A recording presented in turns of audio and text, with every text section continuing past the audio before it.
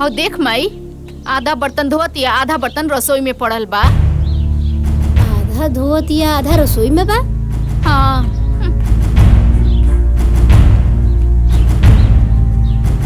और सारा बर्तन पड़ल बा तो वो कौन बर्तन धोतिया?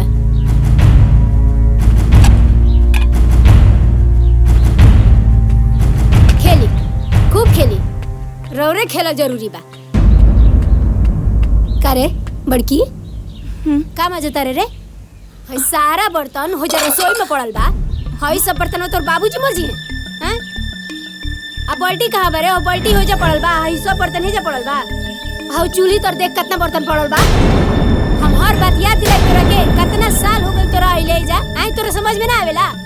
भिखारन कही के माँ बाप तो कुछ देलस नहीं, हमार बर्तन है। सुन, हाँ जौन तू गहना सब पहन के आई रहलू है वो कहाँ बा? तू ले आके हमरा के दे दा, हम सब अपना पास रख लेते नहीं, ठीक बा? ना अम्मा जी, हम रउआ के गहना नहीं दे सकते, काहे कि वो हमरा माई के आखिरी निशानी बा। हम चलता नहीं, दीदी के भी चाय देवे के बा। हाँ? हाय देखी, 2 दिन की आइल ना भइल एकरा, आ चलती चलावे लागल। अरे भगवान, कब तक ले हिटलर बन के रहबू? कबो महतारी बन के भी तो देखो। महतारी बन के देखा, महतारी बन के रहम ना तो ये हमरा कपारे पे बढ़ जाए कुल। ठीक बा, तारा जौन मन करता करो।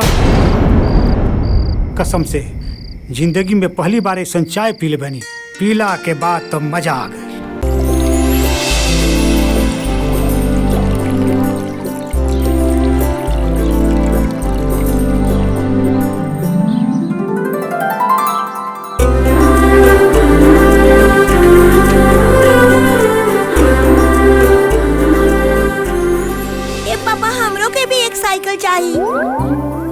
अच्छा, तो हमें राजू बेटा के साइकिल चाहिए।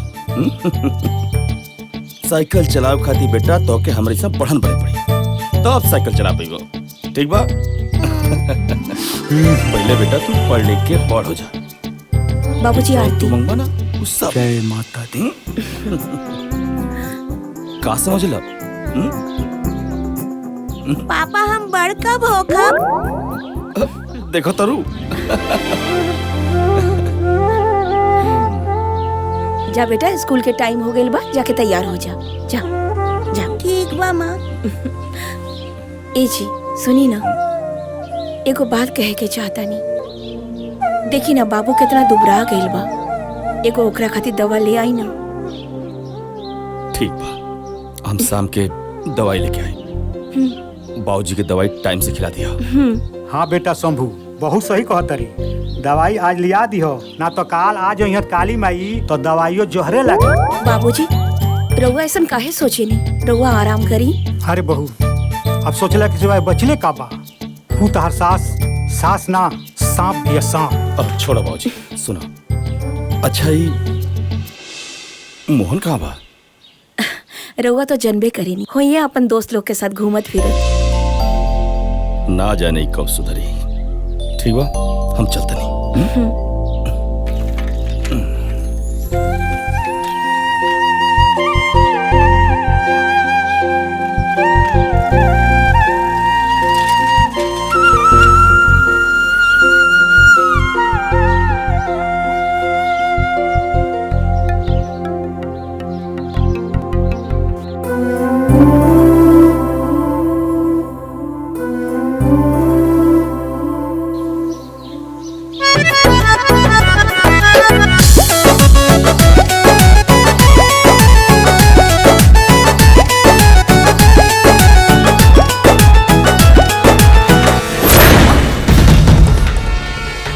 अरे ये का बदतमीजी है? ये बदतमीजी ना प्यार। और बदतमीज बड़ा तू लोग। बदतमीज ना, बचपन से तोरा से प्यार करी। देखो इज्जत से कह रहल बानी, वरना बहुत बेइज्जती हो जाए तू दोनों की। खाली बहने से मिलबे, जीजा से भी मिल ले।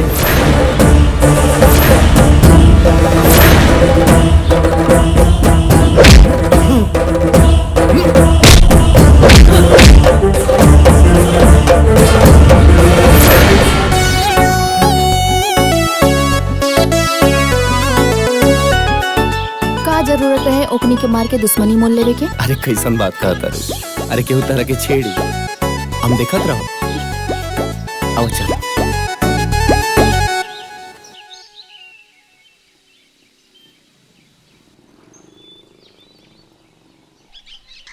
रुको रुको रुको, घर आ गई हमार। झोरवा ले लेवे दो। जा जा। अरे बाप रे बाप, ये हमारे इतना महंगा सब सामान गिरा दिलस। मनहूस कहीं के, जब से पैदा भइल बाड़े तब से नुकसान कर रहल बाड़े। भैया इतना महंगा सब सामान गिरा के रख देले। जायती ना माँ जी, ना देखलस, ऐसे लाग गई हुई। अच्छा, तो महारानी के मुंह में जबान आ गई। 4 दिन हम नैहर का चल गई नी। हाँ, मार है बना सिंगर करके खड़ा हो गलू है। भिखारी कहीं के। तो के रखले बनू हम घर में नौकरी करे खातिर, महारानी बने खातिर ना।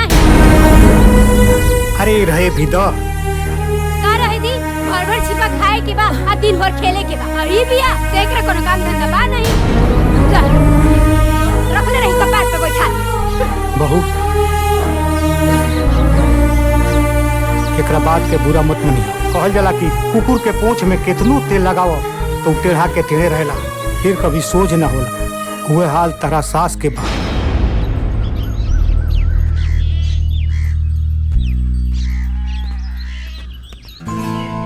तू हमरा से प्यार करेला ना, तो ऐसे छिप छिप के काहे मिलेला? ठीक ना है छिप छिप के मिलल। कहीं तोहार प्यार झूठा तो नहीं खे? बचपन में माई बाबूजी के प्यार ना मिलल, मामा ही सहारा बनले, और अब तू मिलल बड़ा तो हमके डर लगेला कि हमनी के प्यार के बीच में कहीं समाज। ए गुंजा, हमनी के बीच में हमनी के परिवार है और केहू ना, तू टेंशन मत ला। हाँ। अच्छा, तहर काम के का भाई? काम के कोशिश में तो लागल बानी, 6-7 महीना में लागत हो जाए। हाँ। अच्छा ठीक बा, हम चलत आनी। अगर केहू देख ली तो मामा जी से कह दी, और उनका के बहुत बुरा लगी। हम चलत आनी। ठीक बा।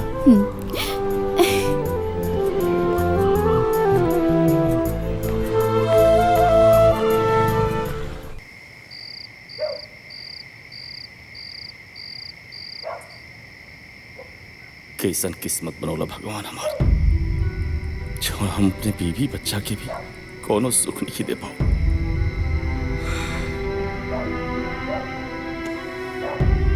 ये जी।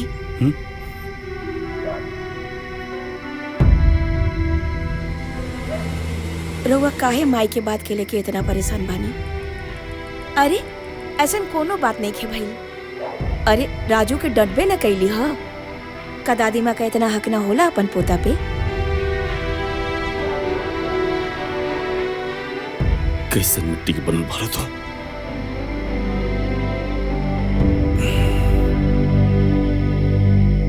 मैं तोरा के दिन रात खरी खोटी सुनावली, तब तू एक बार उनके पलट के जवाब ना दे। और जवाब देबू कैसे? जो हमार किस्मत खराब बा, न हमरे लिए कोनो अच्छा नौकरी बा, नहीं कुछ कमाता नहीं। अगर जो हम कमाती तो हमारा पूरा परिवार की गुलामी ना करे पड़ी।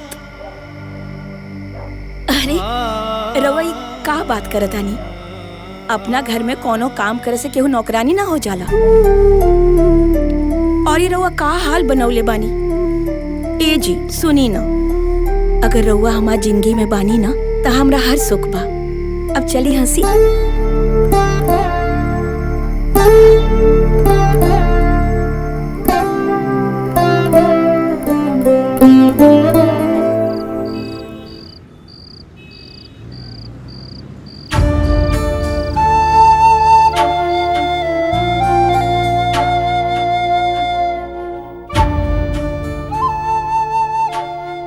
ए जी, इस साड़ी में गुंजा बिटिया बहुत सुंदर लगी ना?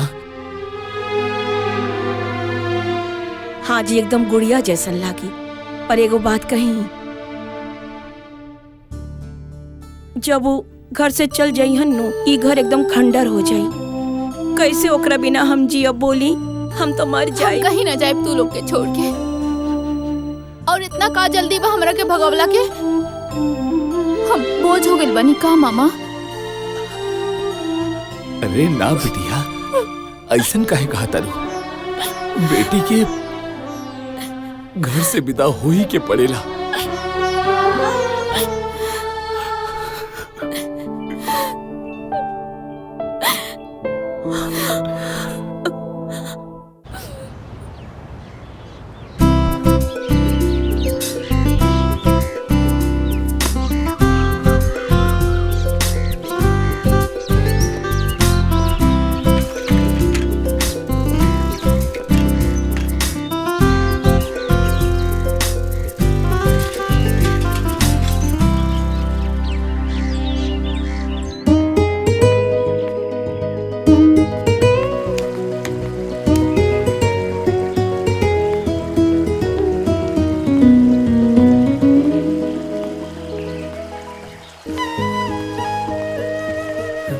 गुंजा,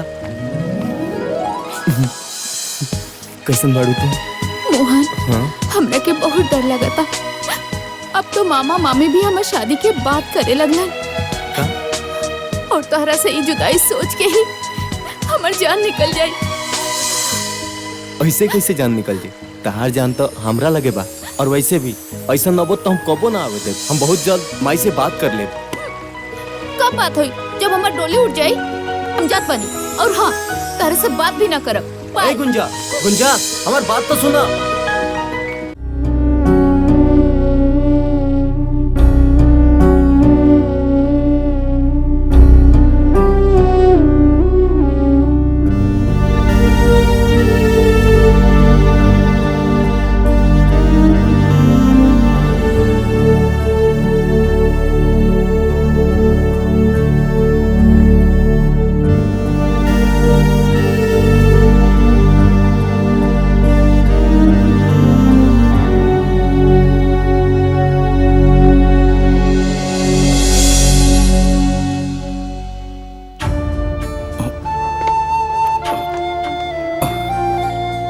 आओ बेटा। रहुआ ऐजा? आप जात रहने घरे, बारिश होखे लगला तब बैठ गए नहीं जा। बाबूजी ठीक बानी न? हाँ जीजा जी, बाबूजी ठीक बानी। कौनो बात बा का जीजा? बहुत परेशान दिखता नहीं। कौनो परेशानी बा? ना, कोनो परेशानी नहीं है। बारिश को असर कल बानी।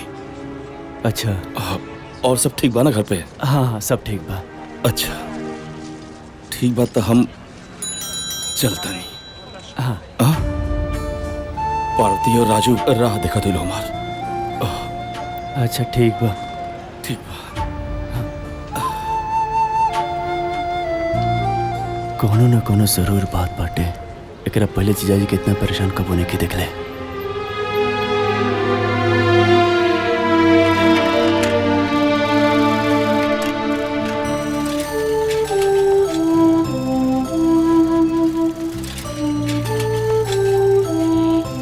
सारा घर के दाल चावल तेल सब्जी सब लेके आई, तब जाके ही खाना बनाई है। हाय देखा। अरे का रे बुटकी, पूरे दिन है झड़ुइया लगाइबे त खाना के बनाई? तोर माया के बनाई है? पकड़ पकड़ सब्जी और जाके खाना बनाओ। भूखे का पार फटता हमार। सांझ हो गइल बा, समझ नहीं के अगत बेरी के टाइम भइल बा। खाना वाना बनाई, चूल्हा चौका जोरी, आग योग लगाई है। पंखो लेके जाओ।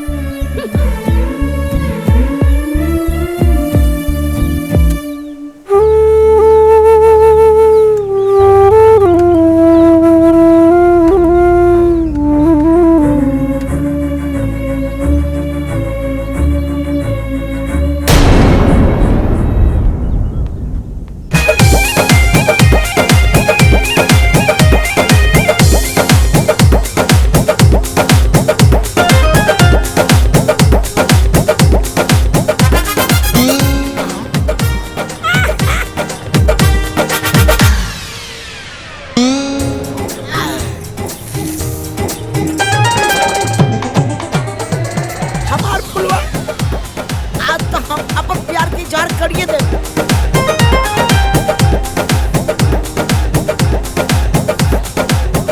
आजा मेरी गाड़ी, मेरी आजा। आ गई हमार फुलवा, अमर जान। आज तू हमके आई लव यू बोल दा, बोल दा, बोल दा, नाम मत कहिया। अरे ठीक बा, आई लव यू के बाद बा तो घरे बैठ के विचार करब तब बताई, ठीक बा? घरे बतिएबू।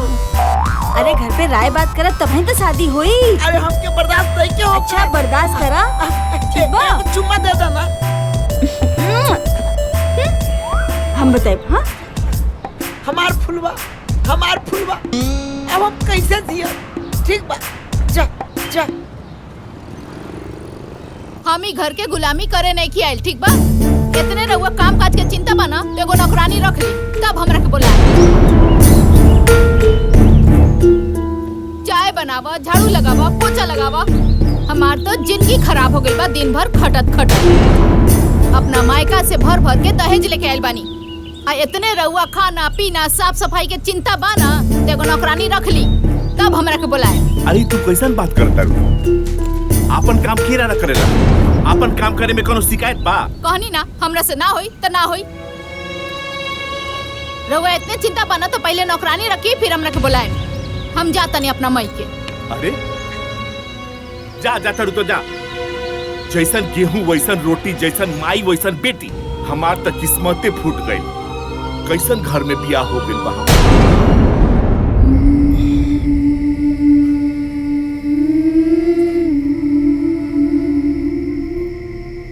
पार्वती,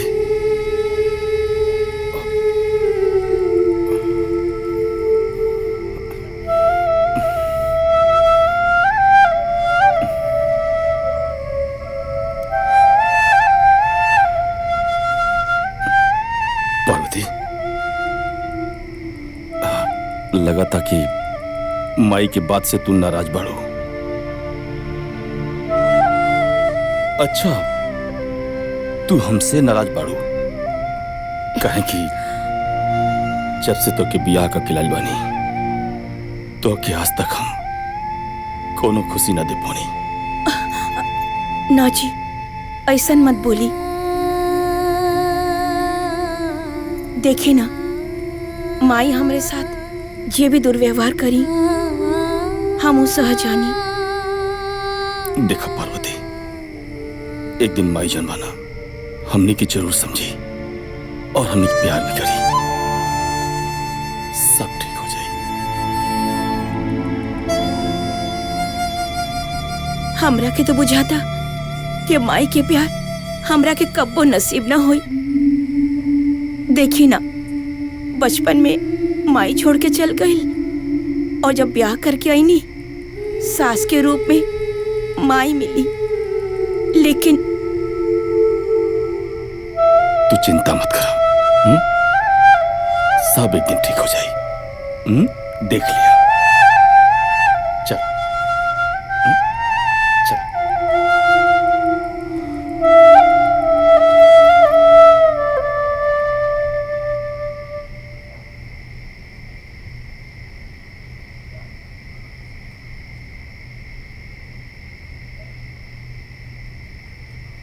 पार्वती, पार्वती हमार बिटिया, बिटिया पार्वती। बाबूजी, बाबूजी, का बोल रहे हो के? हमार बिटिया कोनो बड़ मुसीबत में बिया। हमार पार्वती हमरा के याद करतिया। ए बेटा, हमरा के ओकरा लगे ले चला बेटा, हमरा के ओकरा लगे। अरे बाबूजी, बाबूजी, रउआ कोनो बुरा सपना देखले रहनी है? अरे हम बानी ना, जाके दीदिया का हाल खबर लेके आए बाबूजी। रउआ सूती बाबूजी, वैसे भी आपके तबीयत बहुत खराब बाटे। सुबह हम जाए दीदी के सारा हाल खबर लेके आए। हम बानी ना, रउआ काहे परेशान होता नहीं बाबूजी? रउआ सूती, रउआ सूती बाबूजी। वो दिन हम जीजा जी के भी चाय की दुकान पर परेशान देखनी, और बाबूजी भी आज कहते रहे कि बिटिया परेशान बिया। एकर मतलब जरूर कोनो बात बा। हम कल सुबह जाके जरूर देखे कि बात का बा और हाल समाचार ले। यह सही रही।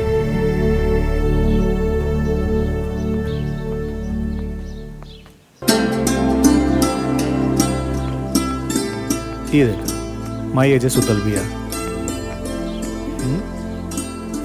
आप उठाई। उठाओ माई। ए माई ये देख काली अलबानी। आ गए बाबू घूम के। देखी ना माई, रवा खातिर कितना सुंदर साड़ी लेके आइल बानी। अरे हमरा खातिर साड़ी लेके आइल बड़ू बहू रानी।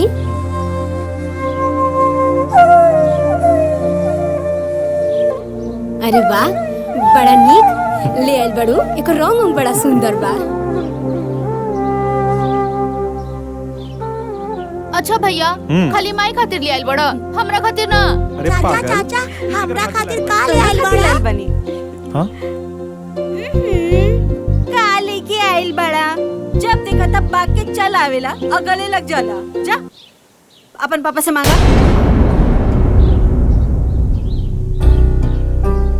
जानवी लड़का से ऐसा ना बात करे के चाहिए। इला बाबू ये तोहरा खातिर। अरे का गलत कहत रही हो?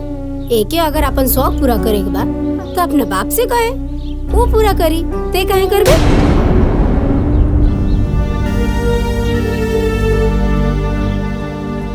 सही कहत रे भाई। आजा बहू। पापा बच्चा बा माई, एकरा का मालूम बा कि एकर बाप का मला नहीं। जब बड़ हो जाई खुदे समझदार हो जाई। घर में नहीं खे खाए पिए के, खाली ढोंग करे के जानता। ए माई ते का हमेशा बकवास करत रहेले रे?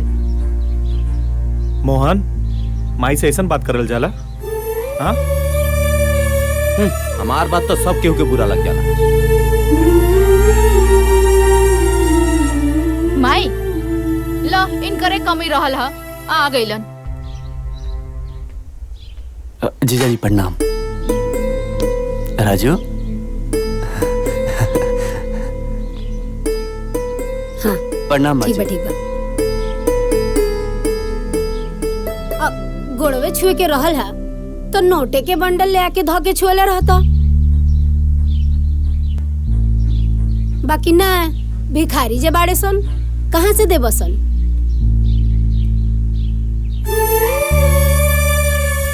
आज तो कुछ देला ना। चल आवेला मुंह उठा के बहिन की है, लाजो ना लागेला। खाए के मिल जाई अच्छा अच्छा। ना ना माँ जी ऐसा कोनो बात नहीं है। हम दीदी के हाल चाल लेवे आए रहनी। हो गई अब हम चलत नहीं। अरे बाबू तू बैठा, हम तोहरे लिए नाश्ता पानी ले आवत हनी। ना ना दीदी तो उससे मिले आए रहनी। सुंदर अब बाबूजी की तबीयत ठीक बा ना? हाँ बाबूजी ठीक बने। माई आइल बड़े जई है कि रही है? ना ना हम चल जाए। ठीक बा दीदी। ठीक बा माँ जी प्रणाम। हाँ ठीक बा।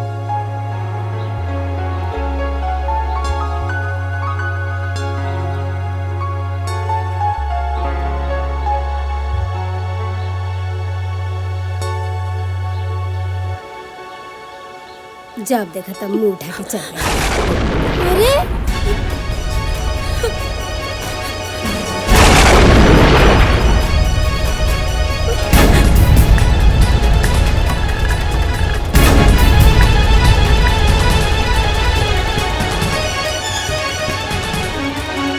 गजब नौटंकी बा। जैसे बुझाता कि हम मार पीट के इनका के जेले में रखे नी। कर बड़का देख तो एकरा के हम का बोल देनी कि भाग के चल गई। कतना ही नाटक करतिया।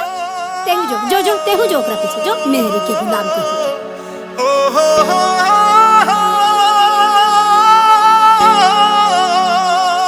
बाबूजी अरे सुंदर तू आगे ले बबुआ।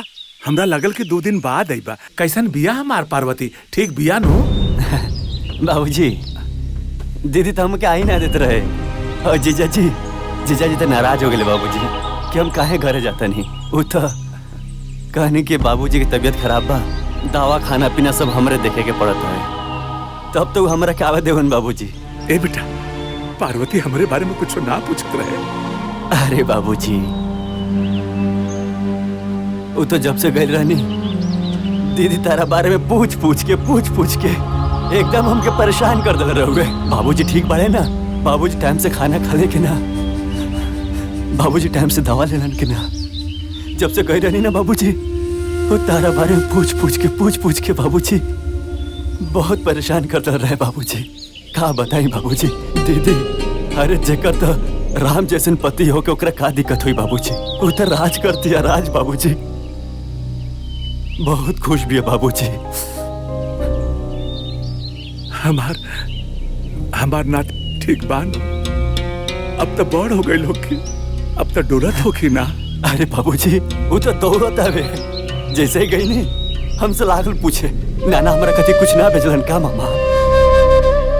हम कुछ ना लगनी है बाबूजी ओकरा खातिर। का बताई, बहुत बुलक्कड़ बानी हम। हे भगवान, तुहार लाख लाख शुक्रिया बाग, हमारे पार्वती का ऐसा घर मिलल। वो सुखी बिया, बस हमारे पार्वती पर ऐसे ही कृपा बरसौले रहिया भगवान, ऐसे ही कृपा बरसौले रहिया। ठीक बा बाबूजी, रोवा सूती, हम थोड़ा हाथ मुंह धो ली बाबूजी।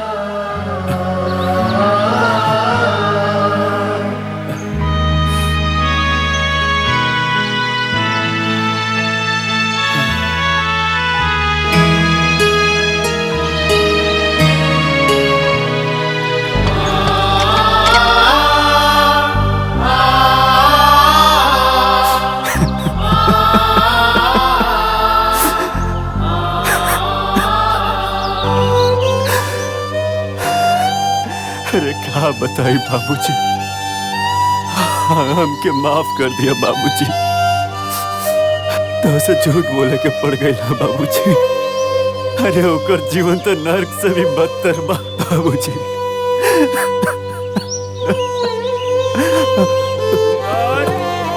ए सुंदर। हाँ बाबूजी।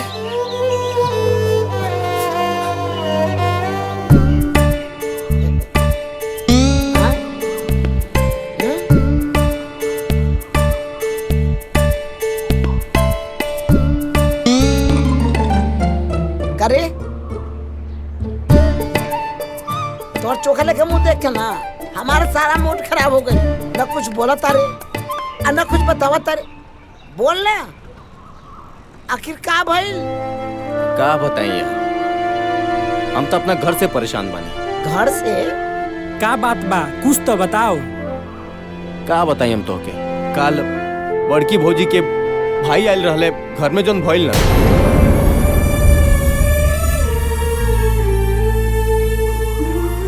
बस कर यार, तोर दुख बड़ी कहानी सुनकर हमके रुआई आवता। एगो तो हम पहले से परेशान बानी, वही में एगो तो आ टेंशन। का बोल तारा के? नहीं जानते ऐसन का हो गई? हमार फुलवा हमरा के छोड़ के दूसरा के बाग फुलातिया। कल जात रहली यस लगा और बोलुआ के बाहों में चिपकल रहे।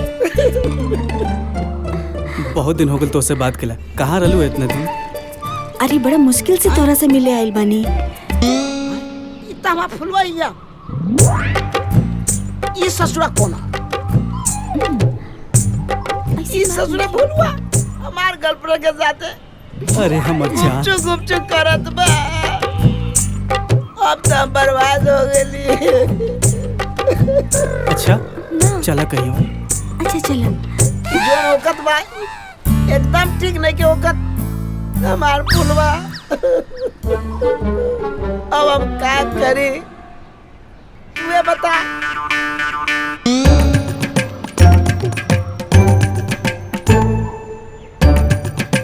तुहार हमार एक की कहानी बा। हमार फुलवा हमरा के छोड़ के जाती है और तू घर छोड़ के भागता रे। छोड़े भगवान बाड़े ना।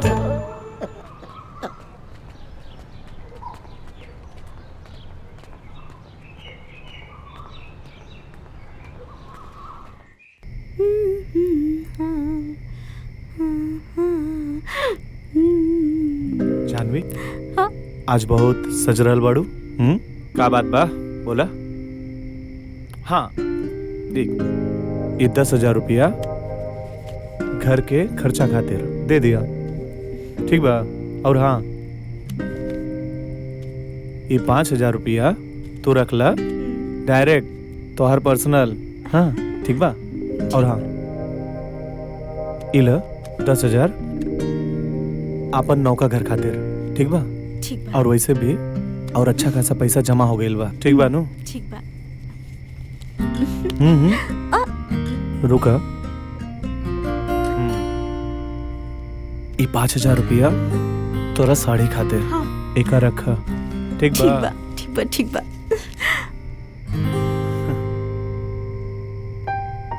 ई तो रवो बहुत अच्छा कहनी। एगो बात कही, लेकिन रवो के माने के पड़ी। अच्छा एगो बात बतावा, बड़ा रोमांटिक होके कहा ताड़ू। ये बतावा, आज तक हम तोहार कौन सा बात ना मननी है? वो हम ई कहे के चाहता नी, रउआ जो ई 10,000 रुपया घर में देता नी, वो देवे की बात नहीं खे, बस रउए कमाई जाता ही घर में। देखा, तू बात तो सही कहा ताड़ू। एगो बात बतावा, भैया का कमाई धमाई बंद बा, और जोन भी कमा ले थोड़ा मोड़ा तो दे ले नो। रउआ के समझावल बेकार बा, कितना समझावता नहीं, लेकिन रउआ समझे के तैयारे नहीं की होत।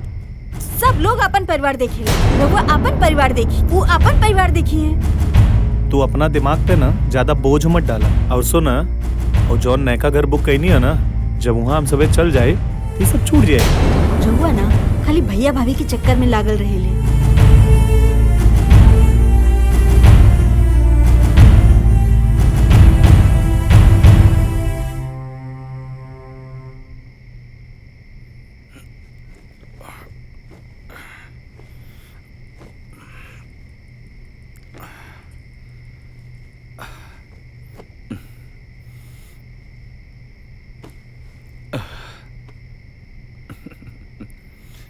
जल्दी सोती है ना।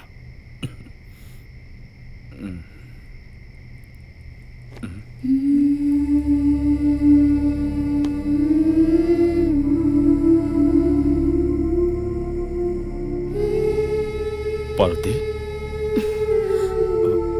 का भाई आज के फिर कुछ कहा लगा? जौन तोर चेहरा उतरल बतना ना, ऐसा कोनो बात नहीं खे।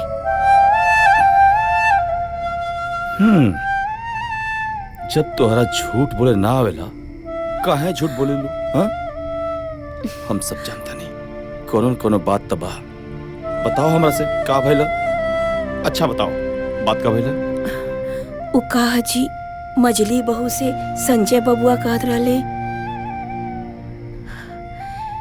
कि वो अपना पत्नी के सैलरी देले हाँ, कहलन हा कि 10,000 घर के खर्चा, अब 5,000 तो हर पर्सनल खर्चा,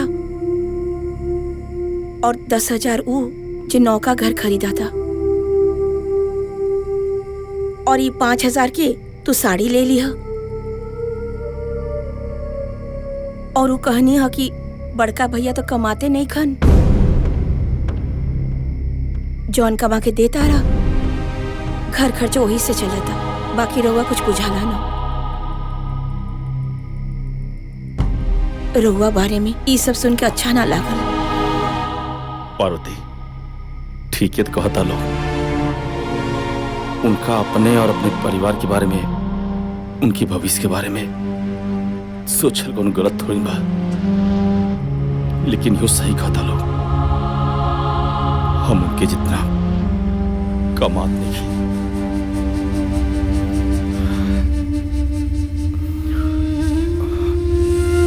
खैर छोड़ो ये सब, चला आराम करा। आओ चल, अब सुतल जा, बाबू सुत गेल बा।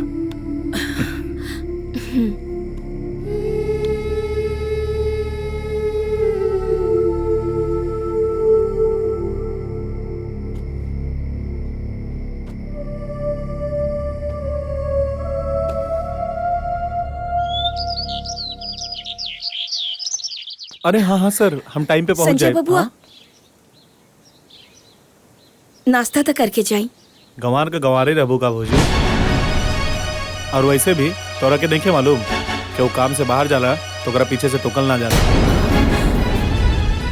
और वैसे भी जौन बनौती तू लगन के लागल बा ना, वो हमसे दूरे रहे।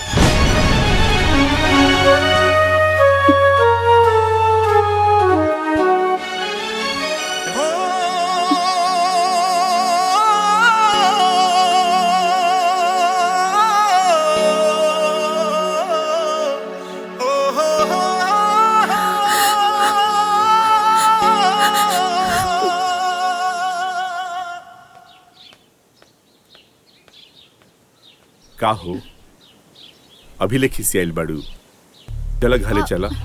हम रउरा से कहले रही ना कि जब तक नौकरानी ना आई हम घरे ना जाई। वैसे भी पूरा परिवार के खाना हमरा से ना बनी। अरे अब तहरा से अच्छा हम कहाँ से खोज के लिए आई?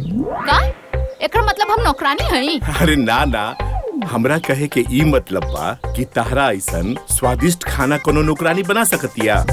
अरे बाप रे बाप, आज तो हमार जबाने फिसल गई रहल। अच्छा भाई खिसियाइल ना। का कहनी हा? अरे कुछो ना, हमरा ई कहे के बा कि तू जब देखा तब केहू के सामने हमरा के कुछ बोल देलू। हमार कोनो इज्जत बाकी ना। अगर रउआ इतने इज्जत के परवाह रहित ना तो रउआ यहाँ ससुराल में आके ना बैठती। और ऐसे भी कान खोल के सुन ली, जब ले नौकरानी ना आई हम घरे ना जाई तो ना जाई। हे भगवान, अब एकरा के समझाओ।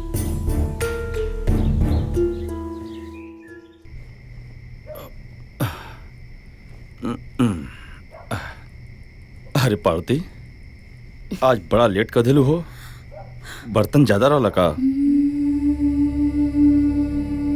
अरे का बात बाटे, तोहार चेहरा कहे इतना उतरल बा?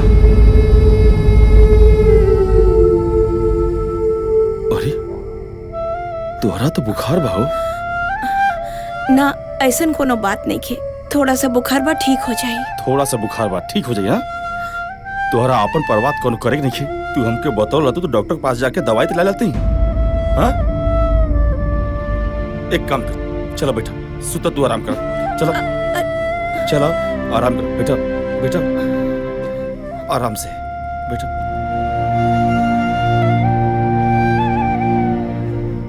अपने बारे में तोरा बिल्कुल सोचा ही कि नहीं है, खाली घर का काम घर का काम।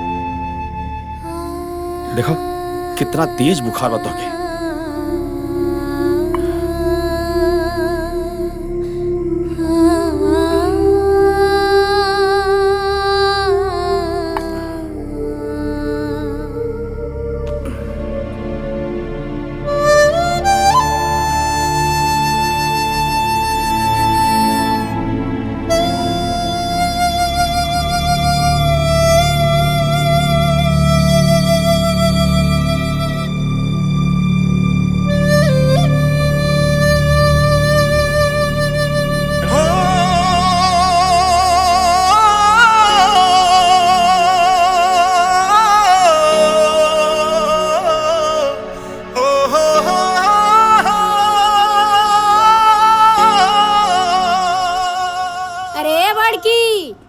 बिखरनिया पता नहीं कहाँ बिया, चाय पानी कुछ ना मिलला। घाम चढ़ गइल कपार पे, लेकिन चाय पानी नसीब ना भइल। अरे चुप करा, जब देखा चाय चाय दिमाग खराब कर देवेलू। चाय बिना ना हमार कपार फाटता। रउए चढ़ल बनी कपार पे बड़का बेटा पतो। भैया, ए भैया, भौजी के काहे ना समझावेला? हाँ, सवेरे सवेरे हमारा के ड्यूटी जाए के रहेला ना, नाश्ता बनल बा खाना।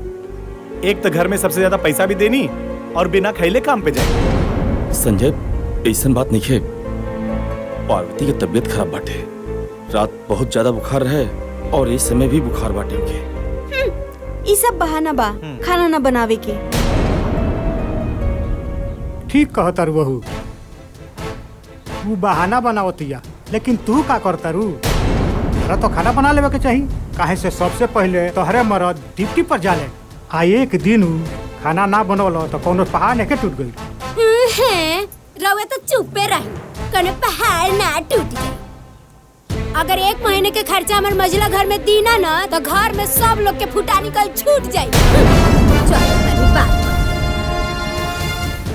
ए माई, ओकर कोनो तबीयत खराब नहीं के, कोनो बीमारी के बहाना बना के बैठल होई। सब नौटंकी है। अभी हम जाते नहीं, भाभी के बोला के ले आवत नहीं। तू चुप रहा, तू का बीच में पड़ जानी। रउआ तो चुपे रही। जीजाजी एकदम ठीक कहता नहीं, केहू ना जगह भाभी के। हमरा ये समझ में नहीं क्या आवत कि भाभी खाना ना बनैली तो ते ही बना ले तीस दीदी। मोहन, ज्यादा टिपे टिपेर मत बोल। चुपचाप बैठ के खात रहले, न काम के न काज के, दुश्मन अनाज के।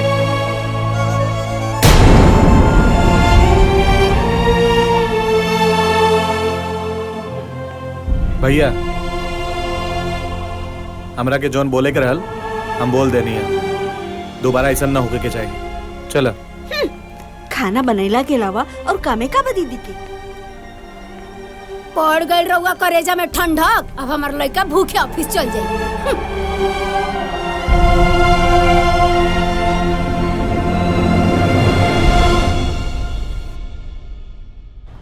चाचा कुछ जरूरत रहा लड़की से मिले नहीं है। चाचा अभी ले हमार सीमेंट बालू ना गई, हमार सब लेबर अभी ले बैठल बारे सब। बाबू कहा कि लेबर बहुत कम बढ़े, लेबर नहीं खन, यही से तोहार सीमेंट बालू भी ना गई। लेबर आई है तो तुरंत तोहरा के भेज दिया जाए। जल्दी गिट्टी बालू पहुंचवाई, और ना तो हम दूसरा जगह से जाके ले ले। ए भाई तू चिंता मत कर, तोहर गिट्टी तोहर यहाँ पहुंच जाए। हाँ तू जा।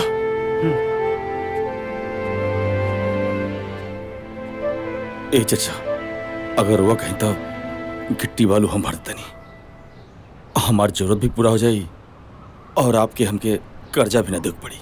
बाबू इससे बढ़िया का हो सकेला, हमार काम भी हो जाई, तार मजदूरी भी बन जाई। ठीक बा चाचा।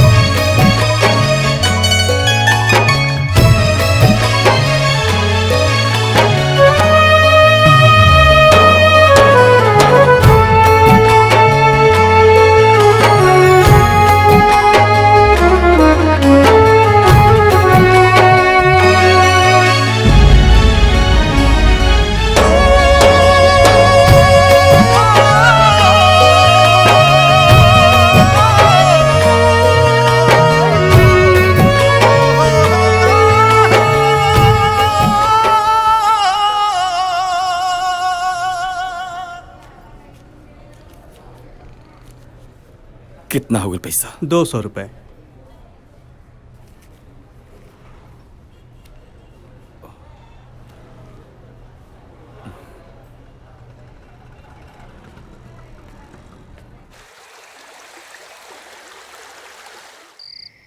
ली देख ली मरचा के ठूट, कुल ऐसे ही पड़ल बा, कुछ साफ नहीं के कैले।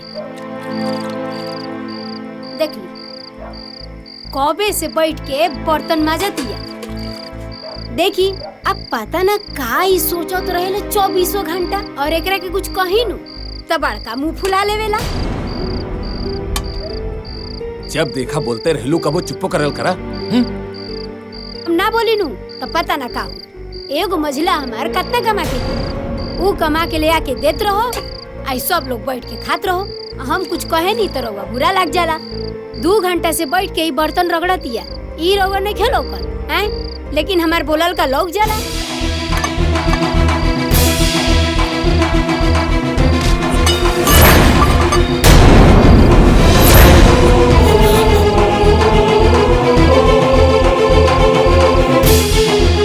एकरा का हो जी, ये काहे बर्तन पक्का?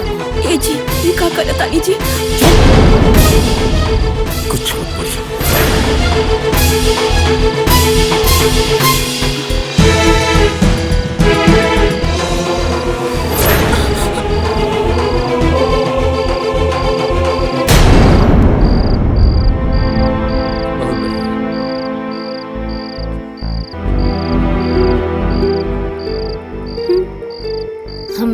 में गजब नौटंकी लगल बा, हमरा कुछ बुझाते नहीं क्या।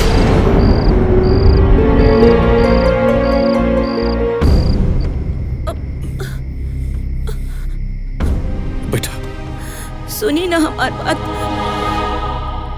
एकदम चुप रहो।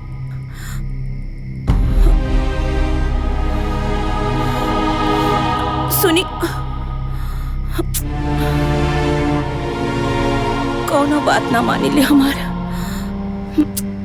कहाँ चल गईलन?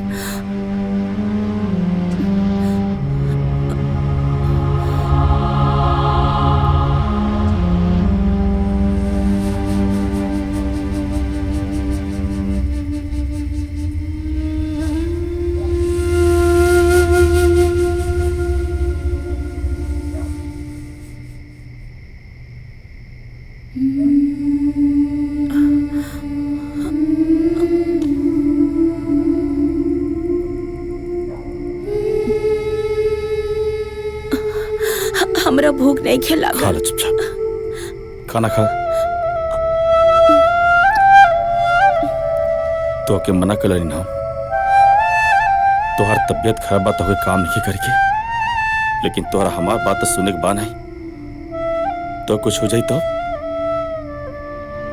तू हमार बात खाई सुनबो। अपने मन का खाली तोहरा करे के बाटे।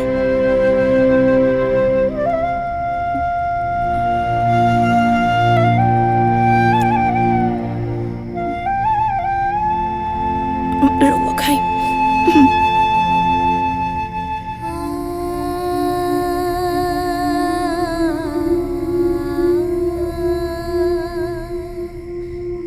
लापरवाह बन तू। हमरा के कुछ ना होई। कुछ ना होई। इतना बुखार में तपत तलो कर बादो जाके सारा बर्तन माज दो। हम ठीक बानी। तोहरे खातिर दवाई ले गेल नहीं। लखा लखा एक और खा।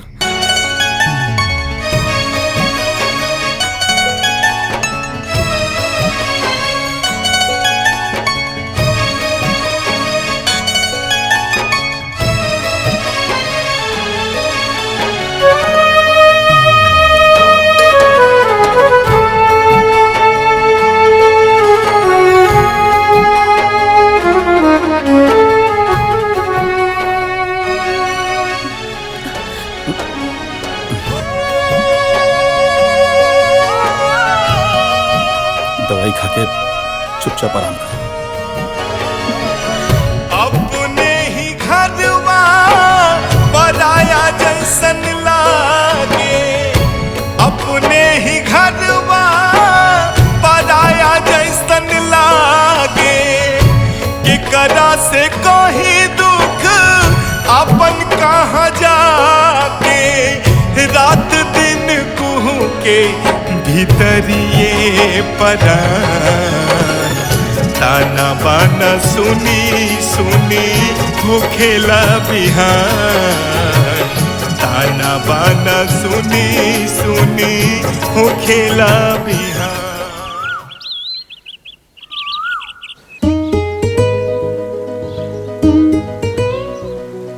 गुंजा, एगो बात कही। कहा? जब से तू हमारे जिंदगी में आइल बड़ू, हमरा जिंदगी जिए के आधार मिल गइल बा। जब तक तोहरा के ना देखे नी, हम अपने आप के अधूरा महसूस करे नी। हाँ, तार ऐसने बात तो जादू चला देले बा।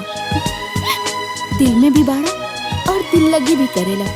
दिल लगी ना, ई सच्चा मोहब्बत बा। जैसे लैला मजनू हीर रांझा कहले रहला ना, ओहिंगन मोहन के गुंजा से प्यार बा।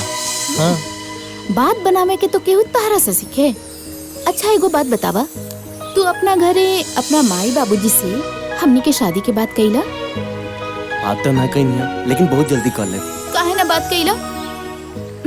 अरे ये सब छोड़ा, चला तोहके तारा मामा के घर छोड़ देता नहीं। अरे इतना गुंजा हिया, बाकी तो कॉलेज गल रही है। और ये लड़का के है जेकर साथी बात करता रही। अच्छा आवा तू आज घरे, तोहरा के तो बतावता नहीं। बस गुंजा, अब एक और शब्द ना हम जेई अपन आंख से दिखले रह। काऊ झूठ रहे? अरे कम से कम तोहरा से तई उम्मीद ना रहे हमरा के।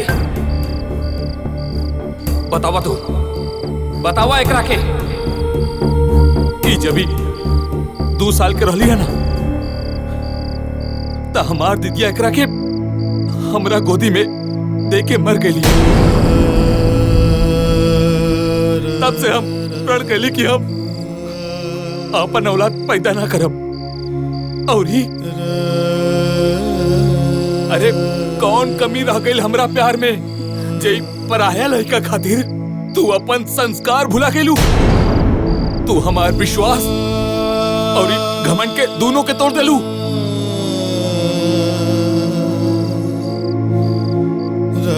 ना मामा जी, हमरा और विश्वास और संस्कार कुछ नहीं की भुलाई। रउआ जौन कहब हम उहे करब, लेकिन ऐसा ना बोली। त कैसे बोली? आए अरे जौन चीज हम अपना आँख से देखले रहनी है का वो झूठ रहे? मामा जी, रुआ जौन भी देखले रहनी है वो सब सच बा। हम गुंजा से प्यार करेनी और इनके से शादी करब। अरे बचवा,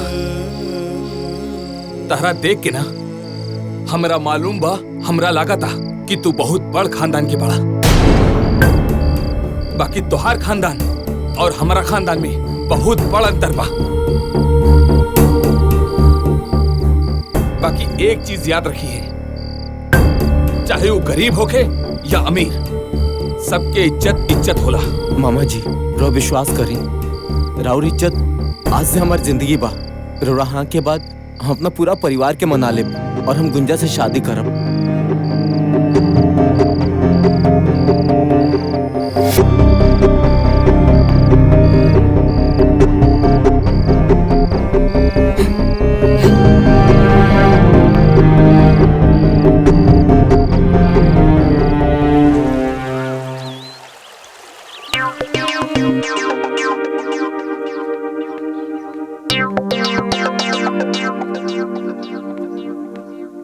ए भौजी, भौजी।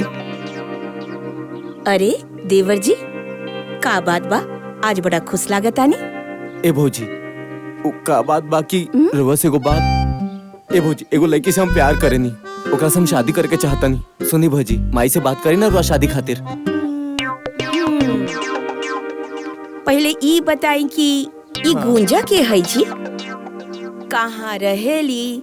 उनकर माई बाबूजी का करेलन? ए भौजी सुनी ना, उनका घर के सब लोग तैयार बा, बस रो माई से बात करी ना शादी करे खातिर। प्लीज भौजी, बात करी ना भौजी।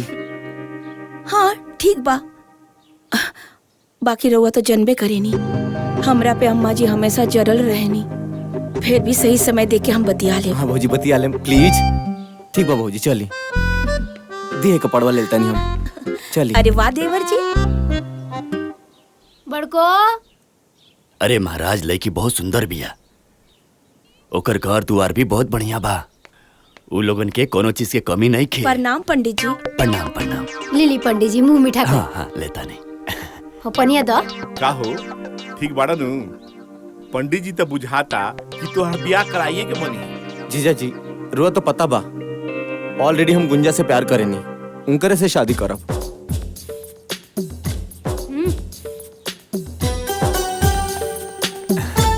पंडित जी, आइला में कोनो परेशानी? कोनो परेशानी नहीं है। अच्छा तो तनी तो जना काम खाती आइल बनी उ करी, फोटोवा दिखाई। अच्छा अच्छा, दिखाओ तनी। ना जी। ई बाटे, ई देखी चाची जी लड़की के फोटो। लड़की तो सुंदर बिया जी। हाँ हो, ठीक बिया ना? ठीक बा। सुंदर बिया, संस्कारी लागत बिया। बताई दान दक्षिणा तनी। दान दक्षिणा के तरफ चिंता मत करी। इनकर बाप दक्षिणा दिहन रहुआ के 3 लाख रुपया। 3 लाख? लड़की सुंदर ना लागल हमरा। अच्छा तो कोनो बात ना बा जजमान, ई देखी। अच्छा ठीक, दोसर बढ़िया दिखाई। जिया जी, तनी माई से बात करी ना। ए साले जी, तहार दीदिया के सामने तो हमार कुछ चलेला ना, उ कड़क सास के सामने हमार का चली? भाभी, भाभी तनी सुनी ना। का मोहन बबुआ, का बात बा? बोली ना। ए भाभी, माई से बात करी ना गुंजा से शादी करे खातिर। देखी बाबू, अब हमरा से कुछ ना हो पाई। अब जॉन करे के बाद रउआ करी, ठीक बा? हम चलत नहीं। ए भाभी, बहुत बड़का घर के लड़की बिया और दूसर बात माई बाप के इकलौती बिया। सब रौरे धन बा, दक्षिणा के तो चिंते छोड़ दी। लड़की जब इकलौती बिया तो सब कुछ तो रौरे नु बा। 10 लाख रुपया आपके मिल जाए। का 10 लाख रुपया आपके 10 लाख मिली? अच्छा, और का मिली? ठीक बिया। मुहा तो सुनरे बा। इतना मोट लड़की से शादी हुई हैं? आपन लड़का कितना स्मार्ट बा, मोट लड़की से शादी हुई। आ तोनी मोट बिया त का भई? आ इतना बड़ घर में आई तो दिन भर चली दौड़ी चिड़ै लेखा फुदूकी और हम प्यार से ओकरा के चला के दुबरवा दे। लड़कवा के देख लेती का? रवा हमार लड़का देखा? लाखों में एगो बा हमार लड़का। ए जी रउए कोनो उपाय लगाई ना, हम गुंजा के बिना ना रह पाई। प्लीज जी कुछ करी। ठीक बा, अब बुझाता हमरे कुछ करे के पड़ी। कहाँ रह गई दोनों ससुरा? कोनो कामे के नहीं है। अन्ना फोन उठावा था, रुका हम फोन लगावा था। हेलो, सारे भी कसवा कहाँ बारे रे? कब से तो के फोन लगावा था नहीं सुनाई नहीं खेते। आजा सुन, मोहना कहाँ बा? तोहरा पता नहीं खे मोहन के शादी होता। अभी जाते चाची के बता। मोहना ए चाची, चाची, चाची, चाची, चाची।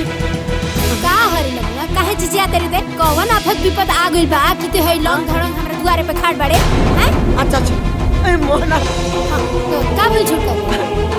मंदिर में शादी करता हैं? बियाह कर लो से वो।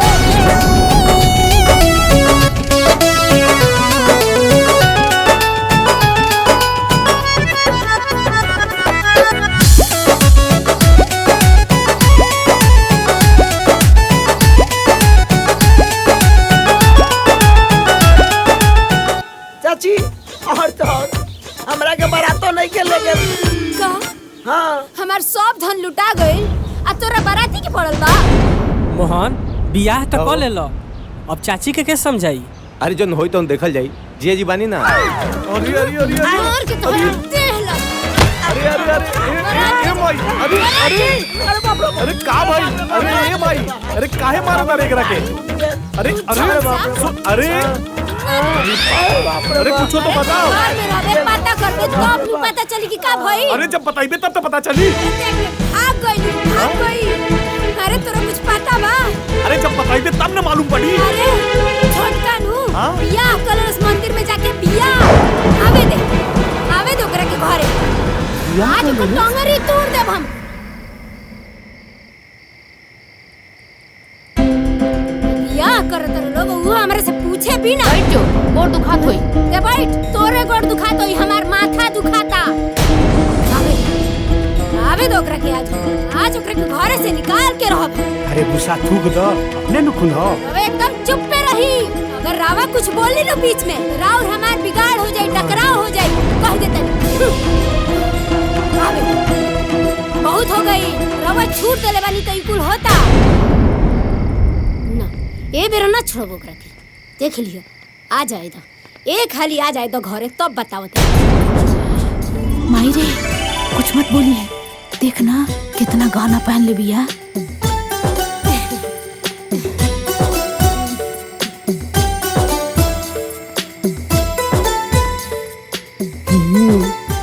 गाना तो खूब भारी पहन लिया।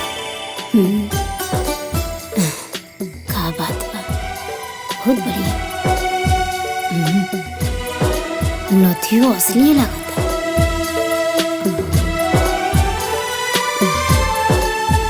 ये हमार बेटा।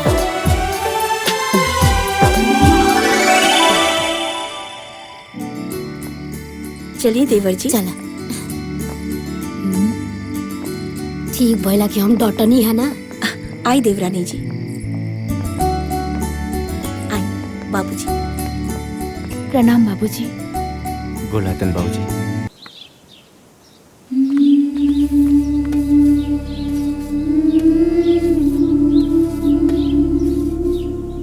और देख माई, आधा बर्तन धोत या आधा बर्तन रसोई में पड़ल बा। आधा धोत या आधा रसोई में बा? हाँ।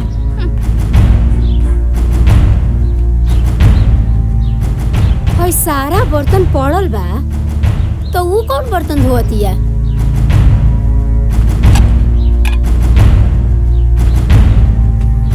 खेली, खूब खेली, रौरे खेला जरूरी बा। का रे बड़की? का मजा तारे रे?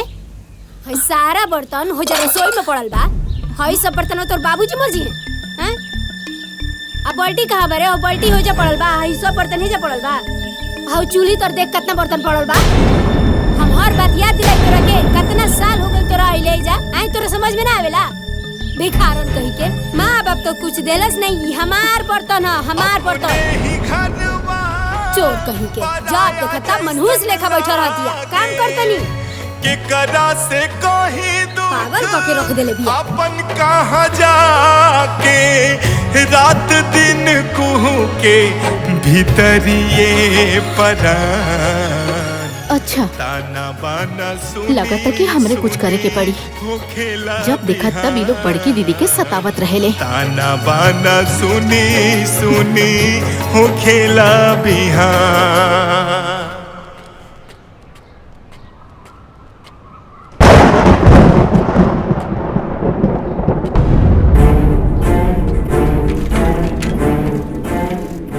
शंभू बबुआ,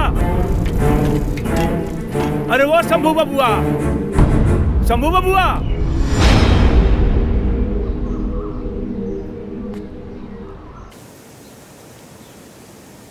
अरे भाग्यवान, छोटका के शादी हो गई, लगता खुश बाड़ू। काहे खुश ना रह मोहन के बाबूजी? अब हमरा मोहन के पसंद होला और जाने तनी कालू में ओकरा के हाड़ी छुआ देनी है। घर के सारा काम काज में लाग गइल बिया, बड़ा अच्छा से करती और गहना भी कितना पहन के आइल बिया नु। किचन के सारा काम संभाल लेली बिया। माजी चाय ली। अरे वाह रे वाह, भोरे ही भोरे चाय बना के ले आ देली बहू रानी, हैं?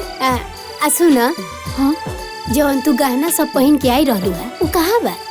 तू ले आके हमरा के दे दा, हम सब अपना पास रख लेते नहीं, ठीक बा? ना माँ जी, हम रउआ के गहना नहीं दे सकते, काहे कि वो हमरा माई के आखिरी निशानी बा। हम चलता नहीं, दीदी के भी चाय देवे के बा। हाँ? हाय देखी, 2 दिन की आइल ना भइल एकरा, आ चलती चलावे लागल। अरे भगवान, कब तक ले हिटलर बन कर रहबू? कबू महतारी बन के भी तो देखो। महतारी बन के देखा, महतारी बन के रहब ना तो ये हमरा कपारे पे बढ़ जाए कुल। ठीक बा, तारा जौन मन करता उन कर। कसम से जिंदगी में पहली बार ऐसा चाय पी ले बनी, पीला के बाद तो मजा आ गई।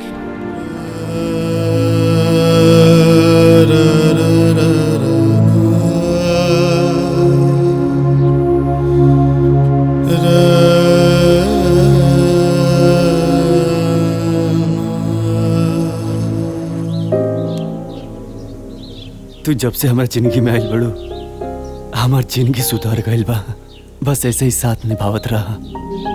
सुनी ना, ई तो हमार फर्ज रहला और रउआ साथे 7 फेरा जो ले ले बानी तो पूरा तो करे के ही पड़ी ना। सुंदर,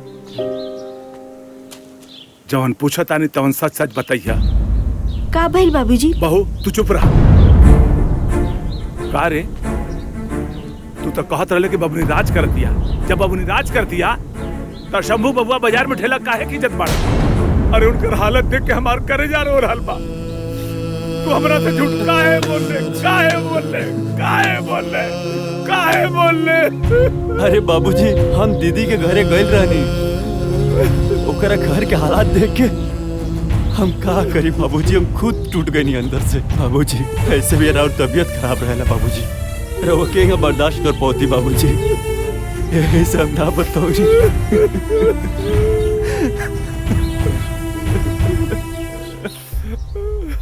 तू हमरा से झूठ काहे बोल?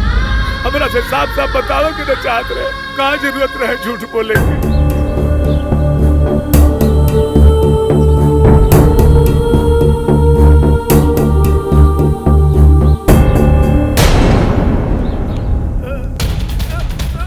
बाबूजी, बाबूजी, बाबूजी, बाबूजी, बाबूजी, बाबूजी, बाबूजी, बाबूजी, बाबूजी, बाबूजी बाबूजी बाबूजी अरे का बोल चाचा ए चाचा सुंदर भैया का हो गई चाचा के का हो गई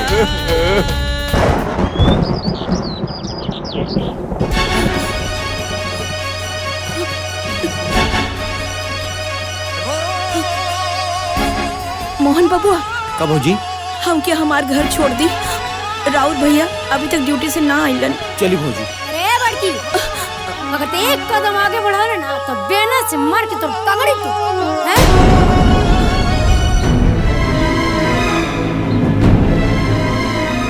अरे मारे वाला तो मर गई ते का जाके जिंदा कर देबे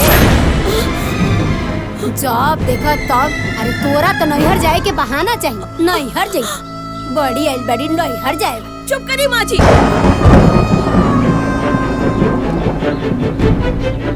रउआ जीते जीता हमरा बाबूजी से मिले न देनी और आज वो मर गईलन रउआ फिर भी मना करता। अरे कम से कम एक बार उनकरा के देख तो लेवे थी। तो इतना हिम्मत अरे माई का हो रहल बा? चली भौजी भैया सुनिए तो खुद आ जाए चली माई के तो कुछ बुझाला ना का भइल? अरे वो जो बान लड़ती है हमरा से देखा तार बड़की के अरे जाए तेरे माई वैसे भी होकर बाप मरल बा।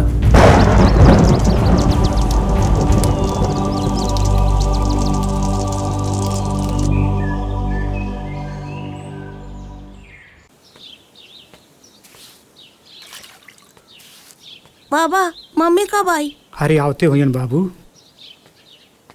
बाबा सेब खा ली। जा बाबू खा लो।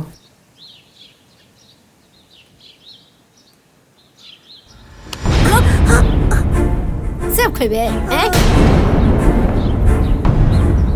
इतना सेब खाए के मन बना तो अपने बाप से बोल बाजारे से जाके खरीद के ले आ।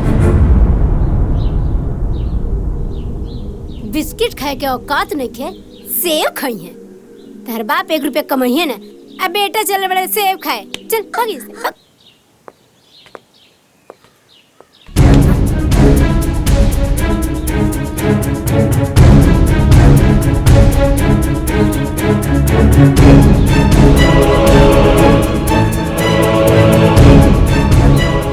मम्मी मम्मी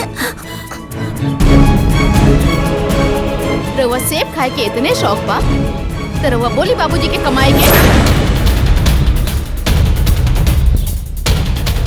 तो इतना गुंजा तू माई के हाथ से सेव का छीन लू हो हैं भाई तोरा बाबूजी के कमाई देखा दिया हमरा हाथे से सेब छीन लेलस। गुंजा माफी मांगा हम काहे मांगी माफी जो अम्मा जी कहनी है उहे हमहू कहनी है। मोहन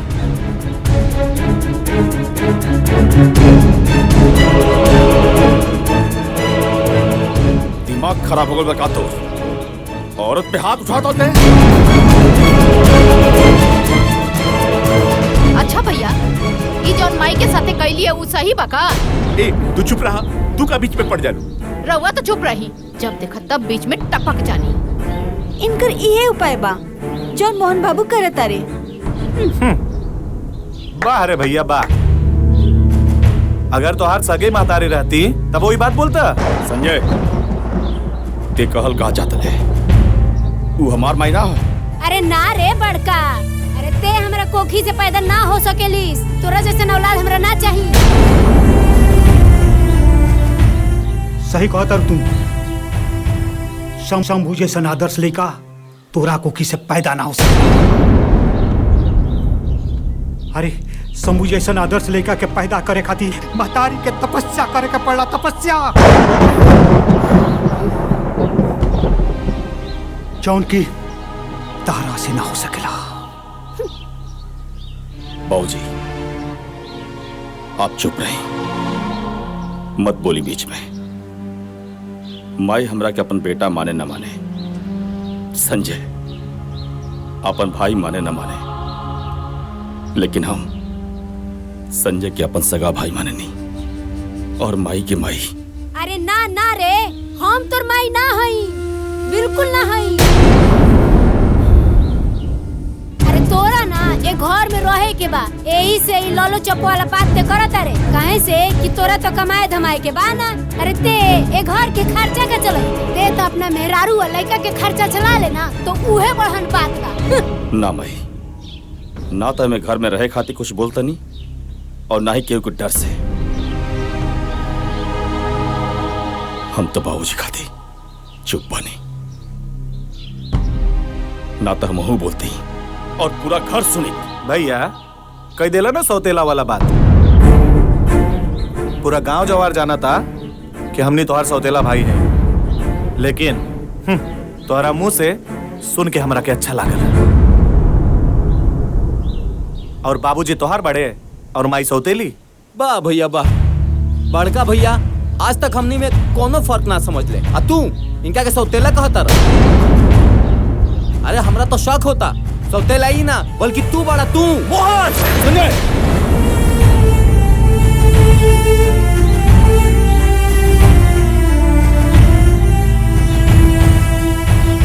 कहा ना जेकर पैसा लागेला ना ओकरा के ही पता चलेला ओकर दर्द। और वैसे भी अभी घरे में जे कमाई और आजू के बाद घर में सब अलग अलग रही हैं। गलत परिवार बिखर गई, भगवान बिखर गई। कबो सोचले भी ना रहनिया कि हमार हसत गलत परिवार बिखरी।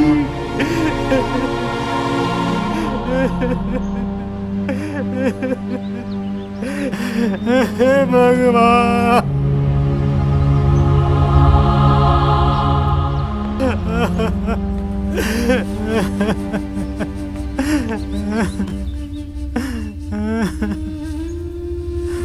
बाबूजी, माई हमरा के भले सौतेला समझे, लेकिन हम आपके आपन खून है ना।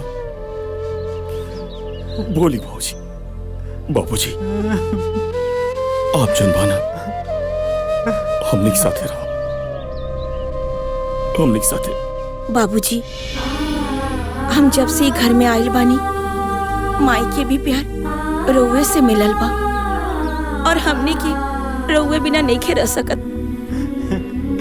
बेटा ई आत्मा तहनी लोग के साथे बा, लेकिन बेटा ई शरीर तारा माई के साथे रही। कहे से हम उनका से शादी करके ले आइल बानी, शादी करके अब तक ई शरीर मरला के बाद ही अलग हुई बेटा, मरला के बाद ही अलग हुई।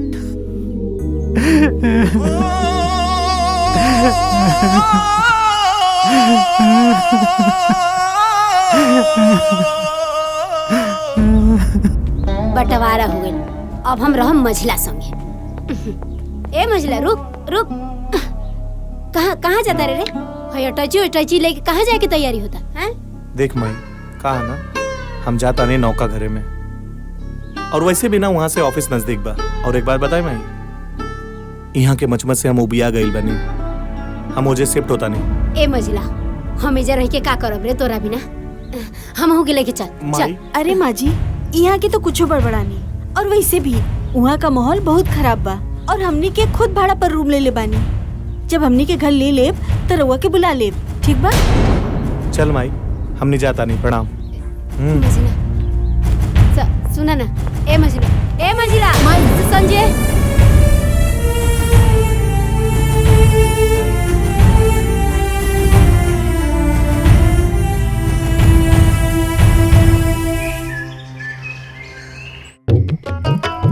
इहे दिन देखे के बाकी रहला हमारा बुढ़ौती में चूल्हा फूकी खाना बनाई। बेटी एगो बिया पता ना कहाँ बिया। का हो शंभू के मम्मी, सुबह सुबह खाना बनाओ तरू? अरे चाय बने तू तो पी लेती तो मूड फ्रेश हो जाई। रौरा के तो चाहवे पड़ल बा। हाँ दूध में काम करी का? एक बार चाय बनाई, एक बार खाना बनाई, खाना बनाओ तरी उहे रहो खाली। इहो हमरा बस के बात नहीं के। अब जाके हम चूल्हा चौका फूकी। ए समय में, ए उम्र में बेटा पतोह वाला हो गई। 3 गो पतोह आ सास खाना बनावतिया। तने ठीक से डालो तनी तेलवा, एकरा बाबूजी के नीमन लगी खाए में।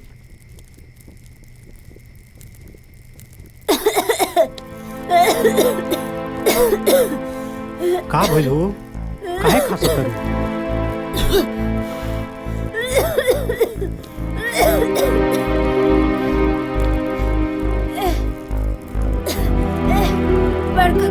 बाबूजी। अरे शंभू के मम्मी, ये का हो गई? बहू, अरे मोहन, देखो तो तारा माई के का हो गई? अरे माँ जी का हो गई? माँ जी के का हो गई? का हो गई? संभल, उठा, संभल के। ध्यान से, हाँ, ध्यान से।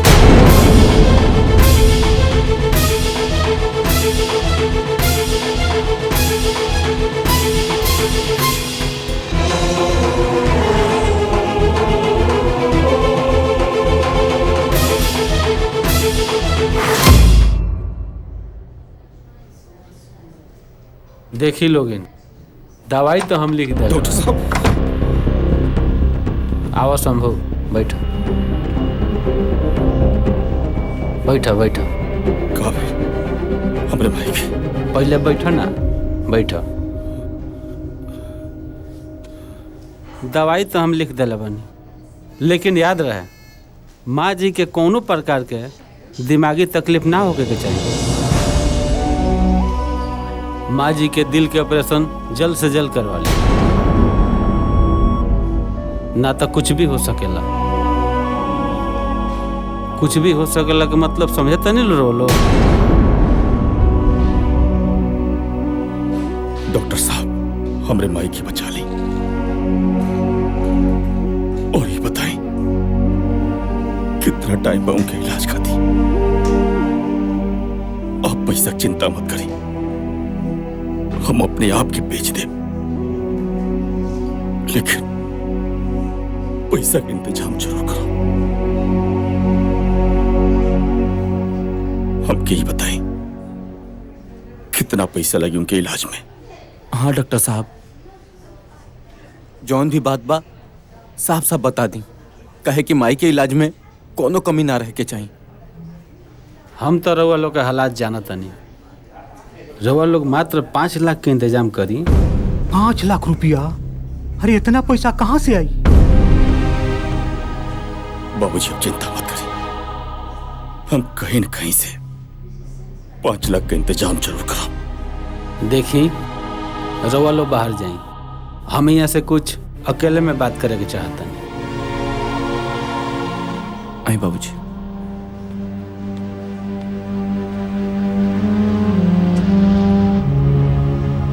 बताएं डॉक्टर साहब। देखी शंभू बाबू, आ माँ जी के ऑपरेशन खातिर इतना सारा 5 लाख रुपया रउआ कहाँ से लेके आए? आप चिंता मत करें डॉक्टर साहब, हम इलाज जरूर कराए।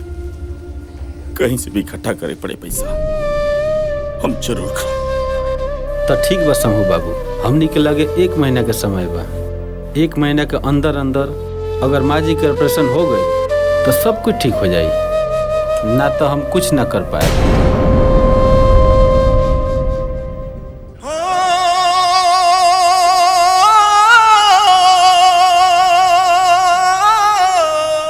ठीक बा डॉक्टर साहब।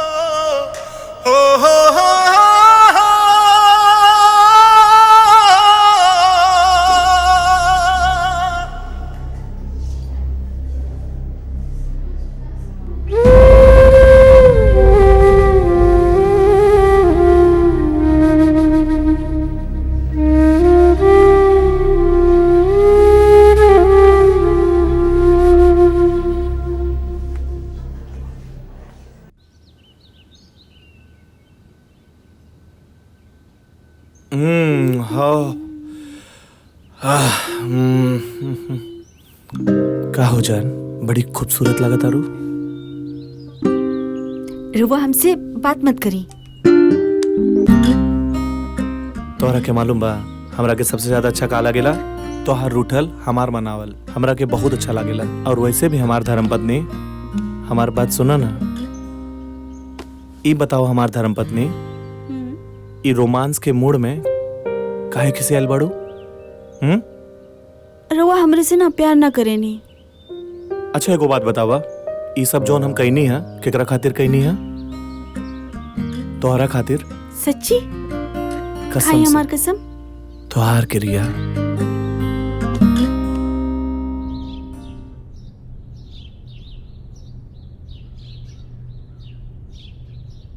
ए मोहन के बाबूजी, हमरा का भइल बा जी? का डॉक्टर कहले हैं जी? अरे कुछ नहीं के बोलो, थोड़ा कमजोरी हो गई बा। वैसे भी तारा खाना बनावे के आदत नहीं के नु, यही से तू बेहोश हो गेलुआ। कुछ दिन आराम करे खातिर डॉक्टर साहब कहनिया, ओकरा बाद बिल्कुल ठीक हो जेबू। सच कहता नहीं? एकदम सच कह। बहू दवाई खाए खातिर पानी लेके आओ। जी लावतानी।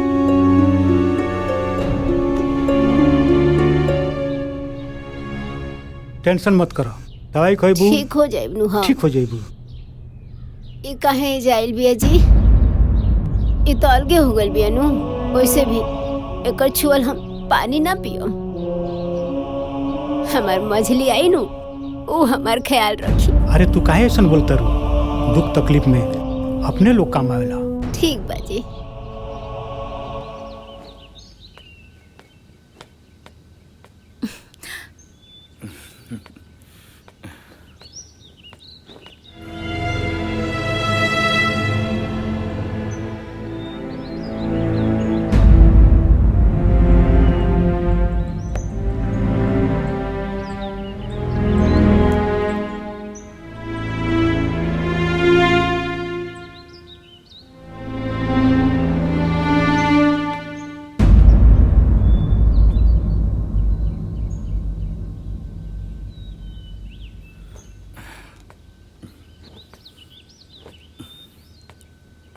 जातन काम पे, शाम क्यों जल्दी है?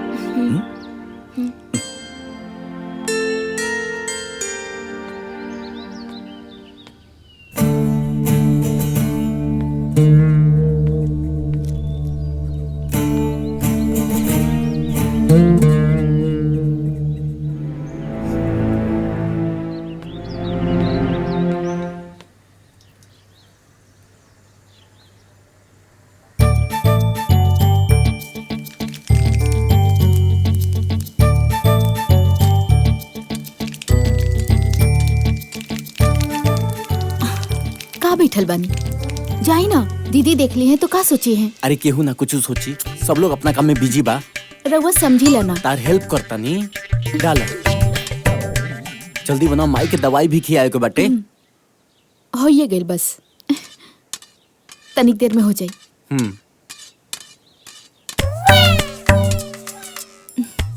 जाई पहले जाइए, जैसे हम बनावा तनी। बनाओ ना, हम जाता नहीं।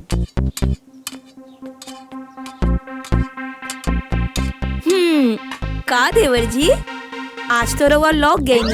अरे तनी छोड़ दी। ठीक बा भाभी। अरे बबूनी, ये बतावा ये कौन ची का दवा? ये केकर दवाई है दीदी? हम बतावा तनी, पहले ये बतावा कौन ची का दवा है? ये रउआ के कहाँ मिलल? अरे हम बता दे, पहले बतावा कि कौन ची की दवा है? ये तो कैंसर के दवाई है। कैंसर की दवा? का भाई? ना कुछ ना।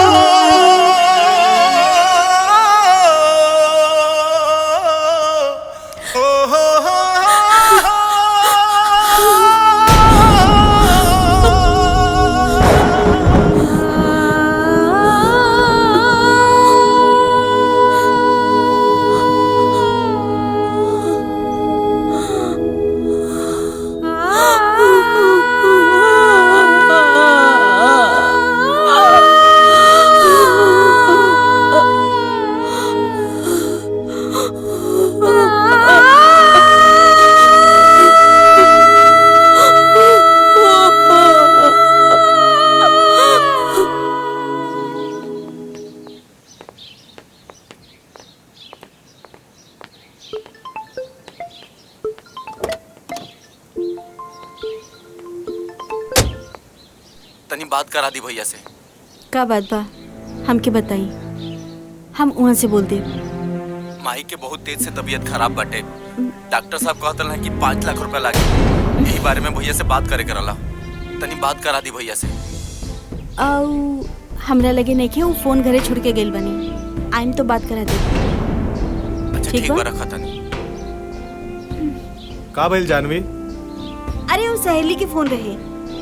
आवत अरे जब देखा फोन, अरे कितना फोन आवेला तोरा के?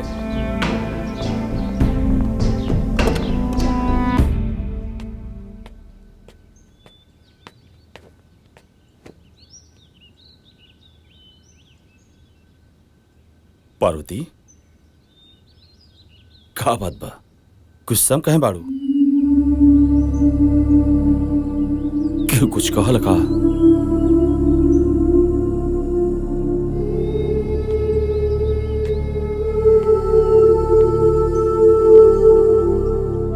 पार्वती आज फिर घर वाला लोग कुछ कहल का?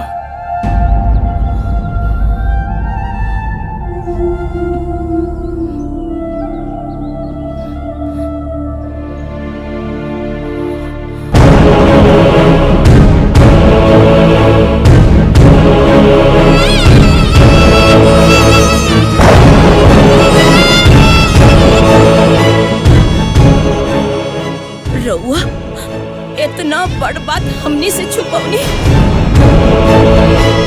काहे? सिर्फ हमनी के खुशी खातिर रउआ इतना तकलीफ झेलतानी। रउआ के कैंसर बा और रउआ हमरा के भी ना बतौनी कि रउआ मौत और जिंदगी से लड़ रहल बानी। हमरा के अपना ना समझनी का। अकेले इतना तकलीफ काहे सहतानी? चुप काहे बानी? बोली ना, काहे चुप बानी? कुछ तो बोली रउआ। का बोली तो से? का बताई तो से पार्वती? हम ही कैसे बताई कि हम मरे वाला बानी? हमार रोज दिल दिल खुट खुट के मरतनी। बाकी रह गई बात, हम आज जिंदा बानी खाली तोहलो खाली। और तो के बता के तो हो के घुट घुट के मर देती। तू के कैसे मर देती पार्वती? हमारी बात सुनो ना। वो राजू को पूरा जिम्मेदारी तोहरे ऊपर बा। सुना हमार बात, तो इतना कमजोर मत पड़ा, इतना कमजोर मत पड़ा। सुना ना, अभी हम जिंदा बानी। अभी हमरा कुछ नहीं होके वाला। अभी हम जियब। रउआ कैसन बात करतानी? अरे अगर रउआ के कुछ हो जाए तो रउआ सोच ले बानी हमने के का होई? और हम रउआ बिना कैसे जी पाई? ऐसे मत बोला।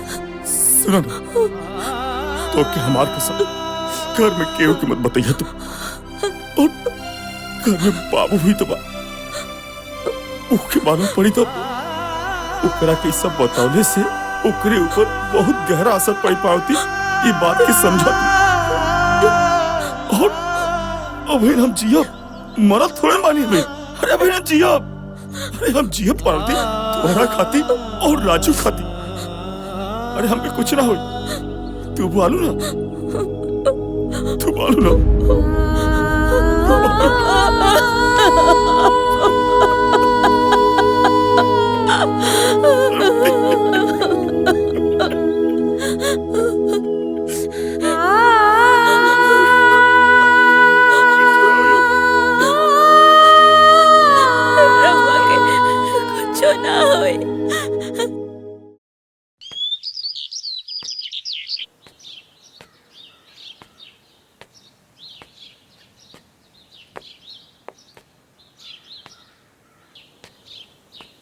भैया सुनिए ना, दीदी अपन सब गहना दे देली माई के इलाज खातिर।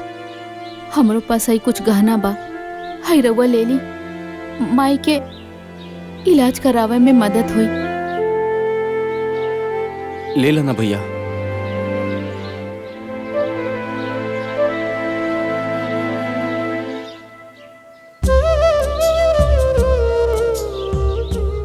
भैया अब आगे कैसे का हुई? तू चिंता मत कर, हम बानी ना कहीं से माई के इलाज खातिर पैसा के इंतजाम हर हाल में जरूर करब मोहन। ठीक बा भैया, जरूर कर। चलो।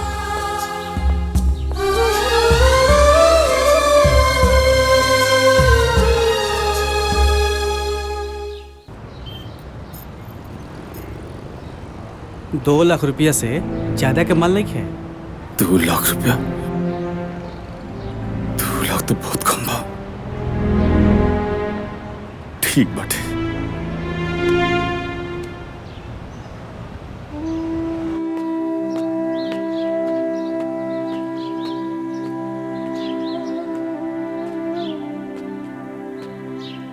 शंभू बाबू। हाँ नमस्ते। प्रणाम प्रणाम प्रणाम प्रणाम। मोहन रउआ के बारे में बतौले रहे। बड़ा तकलीफ लागल सुन के कि माता जी की तबीयत खराब बा। बस रिश्तेदारी के नाते हम रउआ के कुछ सहयोग करल चाहता नहीं। बस रउआ ना कही। हैला, अगर और जरूरत पड़ी तो हमरा से निसंकोच कह दिया। काहे कि समय पर अगर अपन आदमी काम नहीं तो काहे के संबंध। बहुत बहुत मेहरबानी आपकी। अरे ना, इमे मेहरबानी कोना बात की। अरे राउर माता जी जोन बानी वो हमरो तो कुछ ना कुछ बाड़ी। धन्यवाद।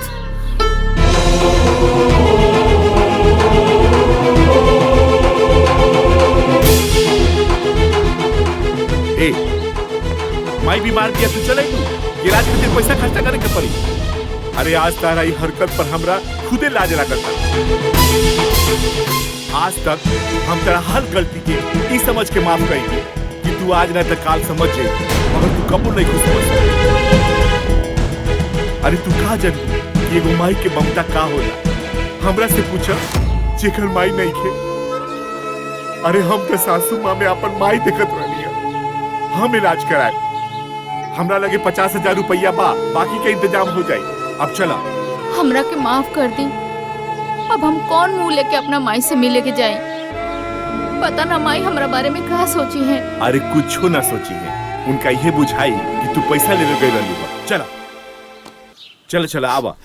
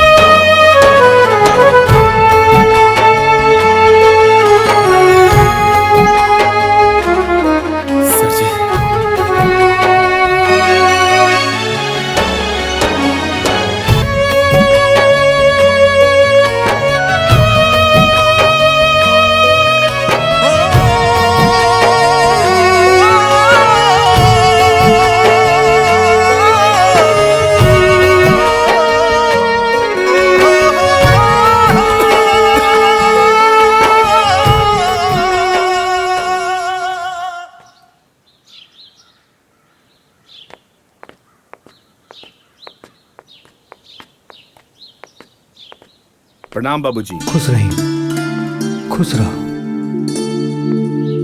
ये सब कैसे हो गए बाबूजी? हमरा तो दिव्या से पता लागल है कि अम्मा जी बहुत सीरियस बारी, मगर वह तनको चिंता मत करी। हैली 50,000 रुपया अभी इतने रहा, बाकी हम इंतजाम करें, मगर दवा इलाज में कोनो कमी नहीं करे के। रउआ एकदम चिंता मत करी, सब ठीक हो जाए।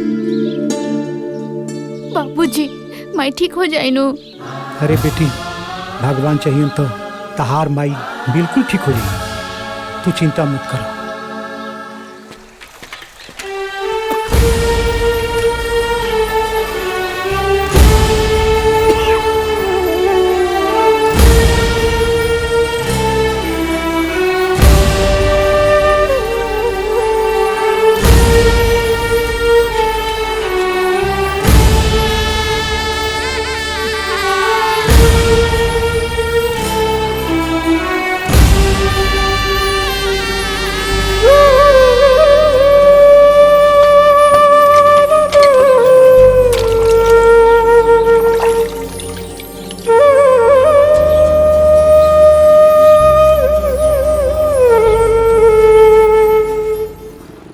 भावना। हेलो जानवी। कैसन बाड़ू? ठीक बानी। अच्छा, इतना दिन के बाद तो क्या हमारी याद आइल ह? यार, इतना दिन के बाद हमनी के जिंदगी में सुकून आइल बा। मतलब गांव छोड़ के शहर में लेके आइल बानी। बीजी बताओ तो। इतना परेशान कर देले बा लोग पैसा खातिर कि का बताई। केकरा से बात होता हो? अरे कोई ना, हमार सहेली बिया। ठीक बा भावना, हम तोरा के फोन करता नहीं। ठीक बा, बाय। का बात बा? रउआ आज जल्दी आ गई नी, लेकिन कुछ उदास लगा तानी। का बात बा बाबूजी? फोन तो कहनी हाँ, लेकिन फोने नहीं खे उठावत।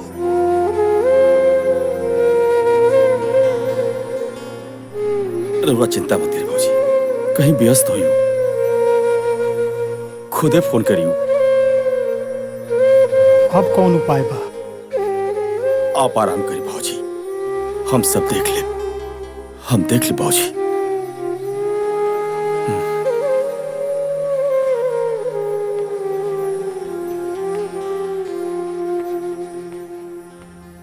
पता नहीं का है, आज माई बाबू का बहुत याद आवता हमारा के। एगो काम करा, तैयारी करा, हमरा के भैया भाभी से और सबसे मिले के बाद आज सबके होके याद आवता। ए जी, एगो बात कही। उ दिन दीदी खातिर साड़ी ना ले रानी, उ लेके चली का? दीदी के बहुत अच्छा लगी। का बात बा? आजकल फैमिली के बारे में बड़ा सोचता रो। ए जी, हम कबो न चाहत रानी कि हमार फैमिली से कोनो दुश्मनी रहे। बस हम तो ई चाहत रानी राउर 2 पैसा बचे, और हम का दुनिया के केहू भी पत्नी ये चाहे कि ओकर पति के 2 पैसा बचे। कितना समझदार हो गई बाड़ी हमार मेहरारू। चली खाना खा ली।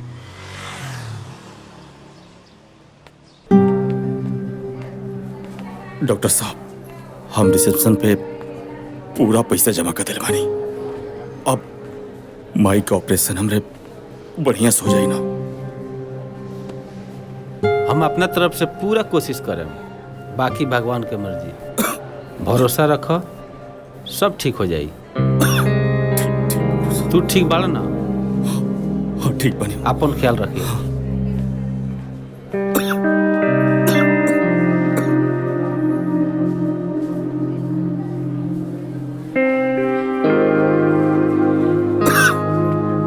का भइल जी?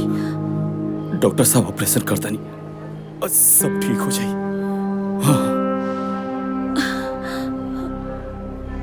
तार माई ठीक बड़ी बेटा? डॉक्टर साहब को इतना ऑपरेशन सक्सेसफुल हुई।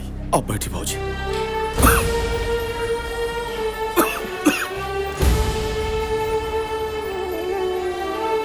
हमरा बहुत डर लगा था, न जाने अब का होई।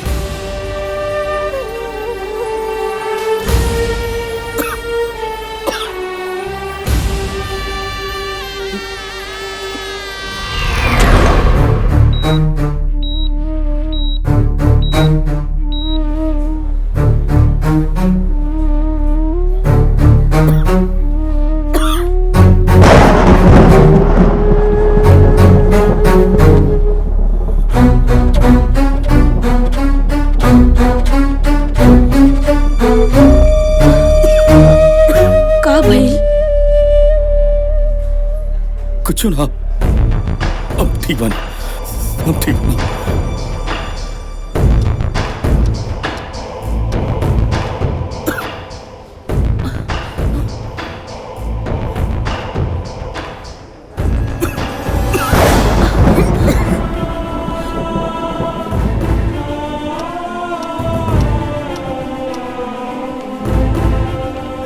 शंभू, बहुत बड़ा खुशखबरी बा।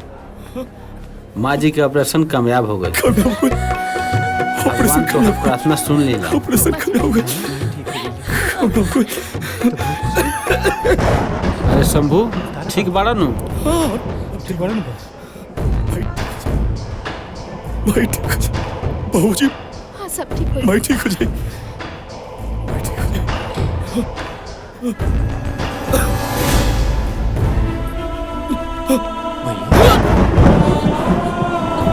अरे शंभू, अब बहू काहे भागो? रउआ नहीं जाना। दीदी, बहुत बड़ा राज एगो अपना दिल में छुपा के रखले रहनी। शायद आज वो बतावे के वक्त आ गइल बा। का राजबा डॉक्टर साहब? शंभू के कैंसर हो गइल। वो लास्ट स्टेज। लास्ट स्टेज पर? ना जाने कब का हो जाए। शंभू बेटा।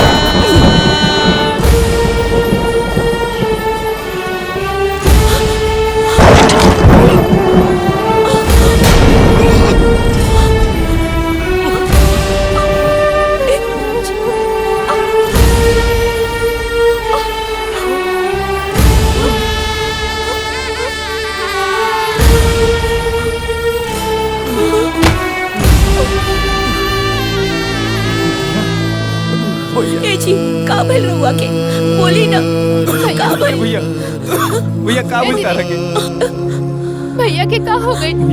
का भइल दीदी?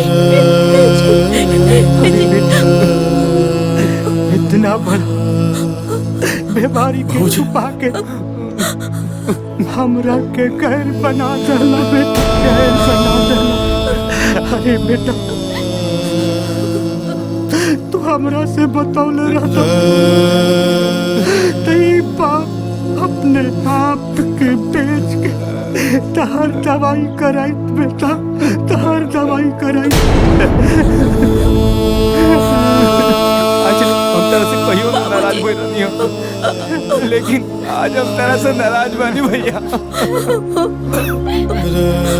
आखिर तू हमारे के सौतेला बना ही देला भैया। इतना बड़ बात छुपा के रखला। अगर हम तार संगा भाई रहती तो तू हमरा से सब बतेले रहता ना भैया। आखिर तू ऐसा काहे कइला?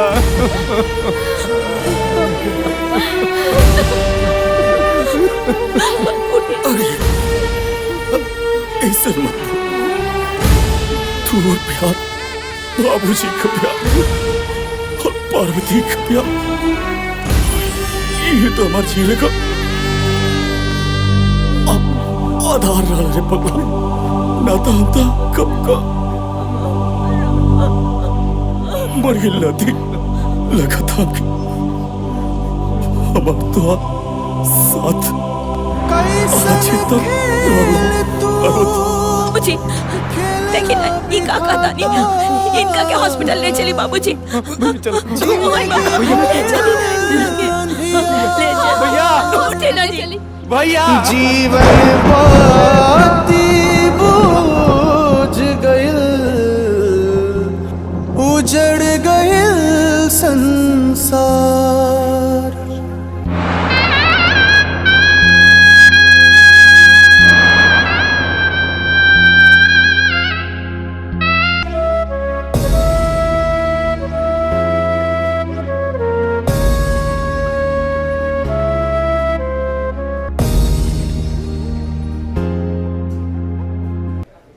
माँ जी आराम करी रहुआ, रहुआ उठी मत।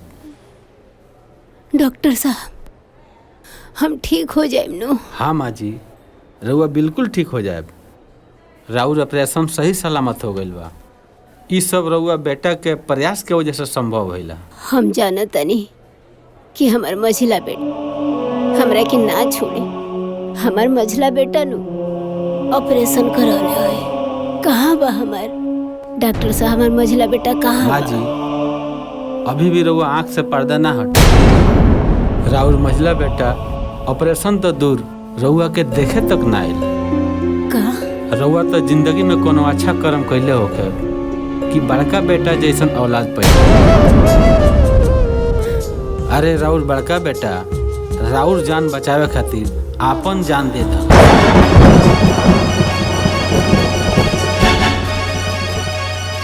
रउआ तो पहले से ही आपन कैंसर के इलाज करवा रहा हूँ।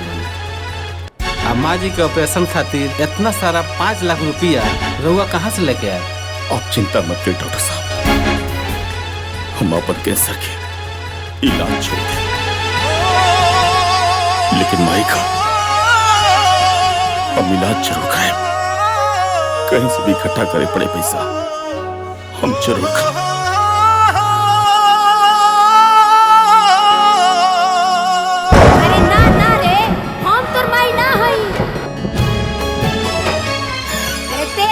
से पैदा ना हो सकेली, तोरा जैसन औलाद हमरा ना चाहिए।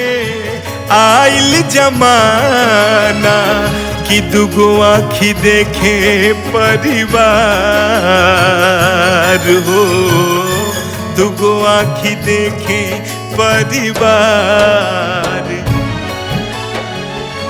मन करे जहर माहौल खाई मरी जाईती, अपन जान दे दिला डॉक्टर खाई मर जाई, हमरा बेटा के पास जाए दी। निकले नया धाम जान, हमरा के जाए दी। माँ जी रउआ आराम करो, रउआ उठी। कितना भागन बानी हो खेला बिहान।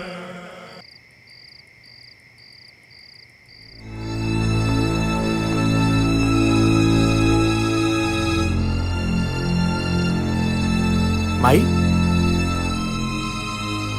रुक जा ये देख,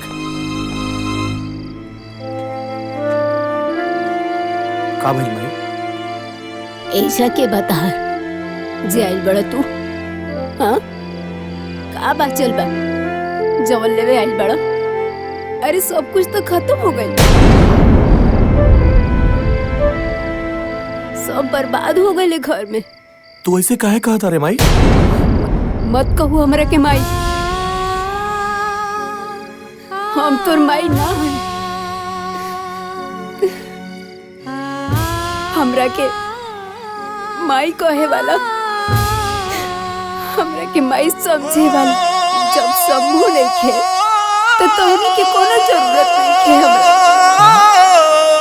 कोनो जरूरत नहीं खे। अखिया के लोरावा कबो न केहू पोछल, बुझल खाली हमरा के आन हो, बुझल खाली हमरा के आन। भैया कह देला ना सौतेला वाला बात, पूरा गांव जवार जाना था कि हमने तोहार सौतेला भाई है। माई बाबू कहले कर जवा लगा के, भैया बेटी को पुतूना खोली ह जुबान, ताना बाना सुनी सुनी हो खेला बिहान, ताना बाना सुनी। अरे बस भैया बस, हो खेला बिहान। सब कुछ जान के भी अनजान बनता रहा। अरे तेरा मजली भौजी से सामास मिली तब न तू घर परिवार के बारे में जानबो। अरे तू तो मेहरी के गुलाम, बड़ा गुलाम।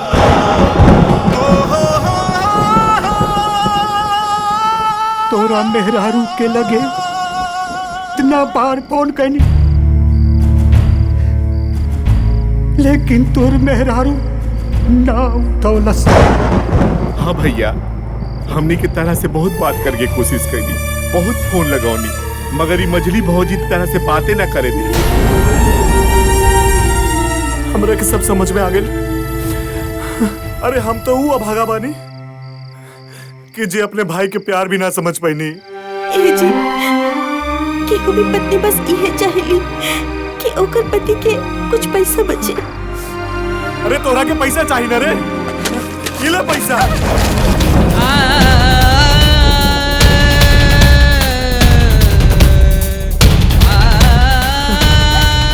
खाली एकरा वजह से अपने राम जैसे भाई के हम खो देंगे, सिर्फ एकरा वजह से।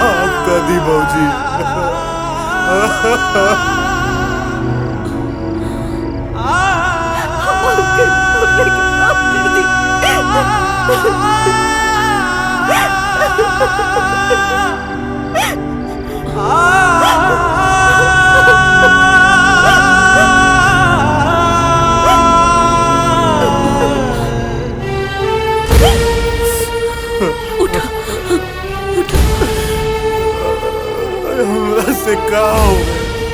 दीदी हमारे एक छोट गलती की वजह से एक पूरा परिवार में खल गई। माफ कर दे दीदी। बबुआ जौन होके के रहे वो तो हो गई।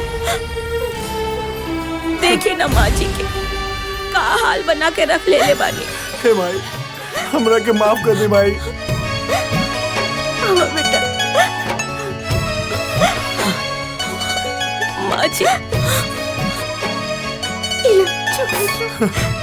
माफ कर देना ये लोग के। माँ जी माफ कर दी। हमरा के माफ कर दे रे माई। हम के हैं माफ करे वाला? हम तो भगवान से यही कहब कि हर घर में ऐसा ने बहू आवे। बबुआ तुम्हार भैया हमेशा चाहत रहलन कि ये परिवार हमेशा सुखी रहे और ये जहाँ भी हुई हन बहुत खुश हुई हन।